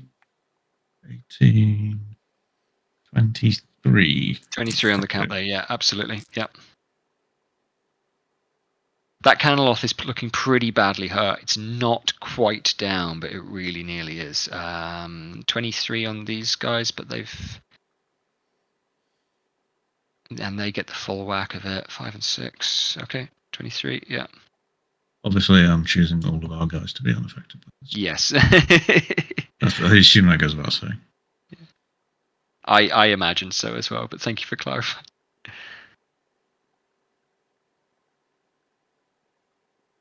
So remember, it's on the start of their turn, they take damage. Yeah, absolutely. Okay. Tommy, Tongi, a concentration take. Yeah, absolutely. And I'm going to get one for Tor as well. They're actually, yeah, that's... Yeah, go on. Tongi, it is your turn. Right. Can I step past Tor to the space in front of him? To where the 44 was and is now dead? Yeah, you can move through a friendly space, yeah. I'm literally going to step on its body. That's how enraged Tongi is. He's just going to like crush whatever's left of its skull. As he kneels down next to Jethro, pulls out one of the 2 diamonds that he got from Obadiah and places it on Jethro's body and casts Revivify. Yeah. Which means Jethro comes back to life with 1 health. What does it look like as you cast the spell? Whereas he places the diamond down and keeps his hand on top of the diamond, diamond starts to crack and explodes into small shards. And then they slowly lift up and almost turn to stars above Jethro and then shoot back down into his body. And he wakes up. Right. Does that mean you just had a long rest and your shit's reset? No, it means I have 1 health again. Yeah, 1 health. Yeah. 1 health, and it is the enemy's turn. Bonus action. What I'm inclined to do, I gave one slightly earlier in the fight. I'm inclined to give a GM's "Are you sure?" Because if you're revivifying, Jethro has proven himself to be a threat against, not. You can revive me at any time in the next 9-10 turns. Yeah. To be fair. So you reckon I should wait until we've tried to clear the board a little bit? Yeah. Yeah, just let my Spirit Guardians have a couple of turns. Finish off the dog. I'll kill them all. Yeah. Finish off the dog. Yeah. Yeah. So now I'm either Spirit Guardian the fuckers or the Yeah. fucking Salamander who finished off the other one. Yeah, I'm I hitting can all restrain 3 it of in that these on way. their turn for many damage. 5d8. Yeah. Uh, I don't think the Canoloth can survive another round against you. Just a good hit. Um, Finish it. right, yeah, do you know what? Scratch Kill- that then. I'm kill not going to bother first. using the. Kill I was gonna- first. Oh yeah, I was about to say. I want Tongi is so enraged that first he's going to crush that skull, turn his blade on the dog, and Yeah. strike the dog with his blade. make me the weapon attack. Oh, that thingy that the Igni kill or the Salamander kills like ashes. Well, he's standing on its ashes then. 7 plus 10? 17, yeah, 17 to hit. 17 hits. Yep, cool. Now you are doing max damage. Include the blessed strikes in that. So 18 plus 1d8. Don't roll it. Don't roll it. Just tell me what it is. Oh, just like max Yeah, on it's the max, blessed yeah. as well. Okay, Yeah, so why no- not? 26. Yeah, Yeah, 26. 26. Okay. Talk to me about what this looks like. I know we just well- had a nice, visual moment, but As Tongi steps around Tor, he's just like sees Jeffro on the ground, just cries out in rage, just pulls his sword up above his head, and a like huge two-handed swing down above his head, straight on top of the dog to try and cut it in half. excellent.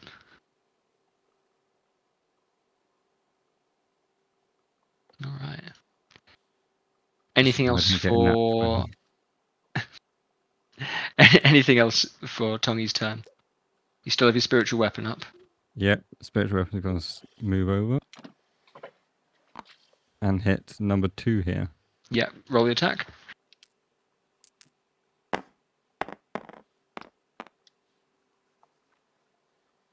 That'll hit. Yeah.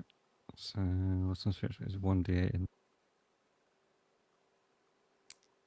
1d8 plus 1. So that's 9 damage.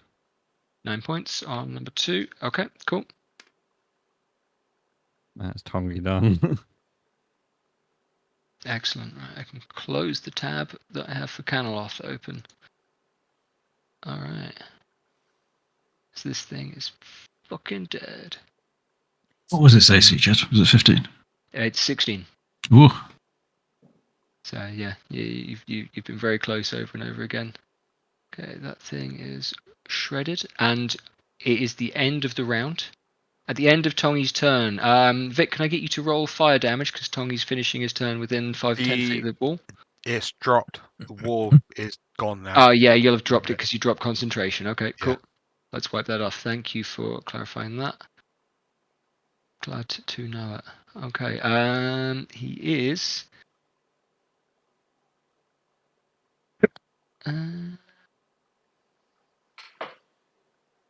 Yeah, he's Yeah, not no, quite- I just yeah. changed my mind for a more dangerous fire spell. Yeah, sure, absolutely.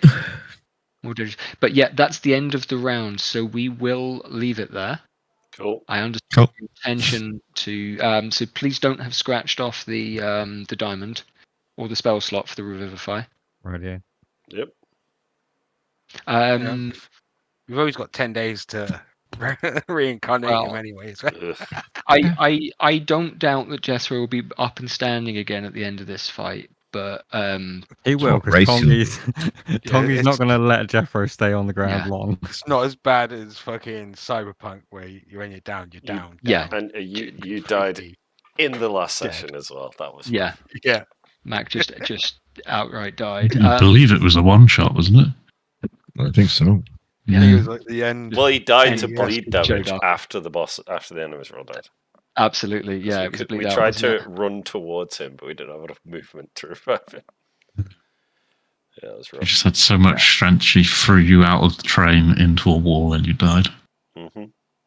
Before we close the session, Gex, have a think about where Jethro is going while the light behind his eyes is out.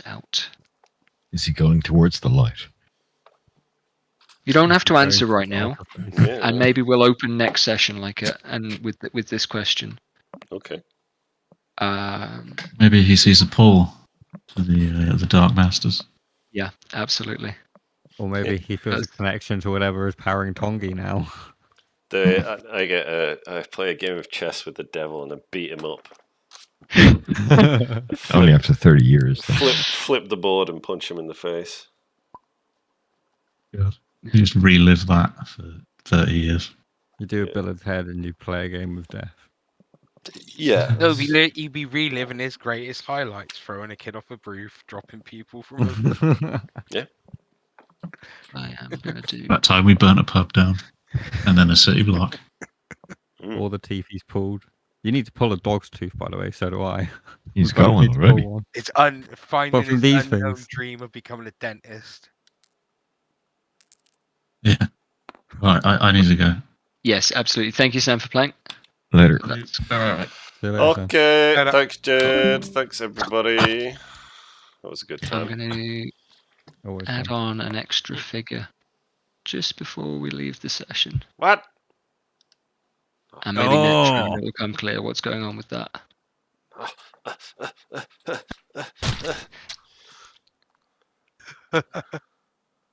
I saw what that piece was. It's Shit. be interesting.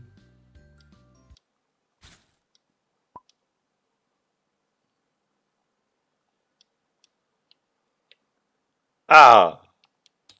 Fine. Yeah, it's all right. Don't worry. It's okay. Did you see? I didn't say. Okay, it's fine. Don't tell me. No. It's just I'm factoring something else into the initiative track for the next round. Lovely. Sounds great. All right. Good day, gentlemen. Gex, that has been a long time coming. Yeah, I know. I could have just taken the athletics roll as well, and I would have been fine. Well, Well, because I decided to take acrobatics for fluff reasons, yes, I know. and it would have saved me from taking like 36 damage on one turn or more. Yeah, So yeah. it's fine. All right. Good day. Yeah. Have a good evening. Thanks for Yes. playing, lads. Thank you. Later. Thanks, Jed.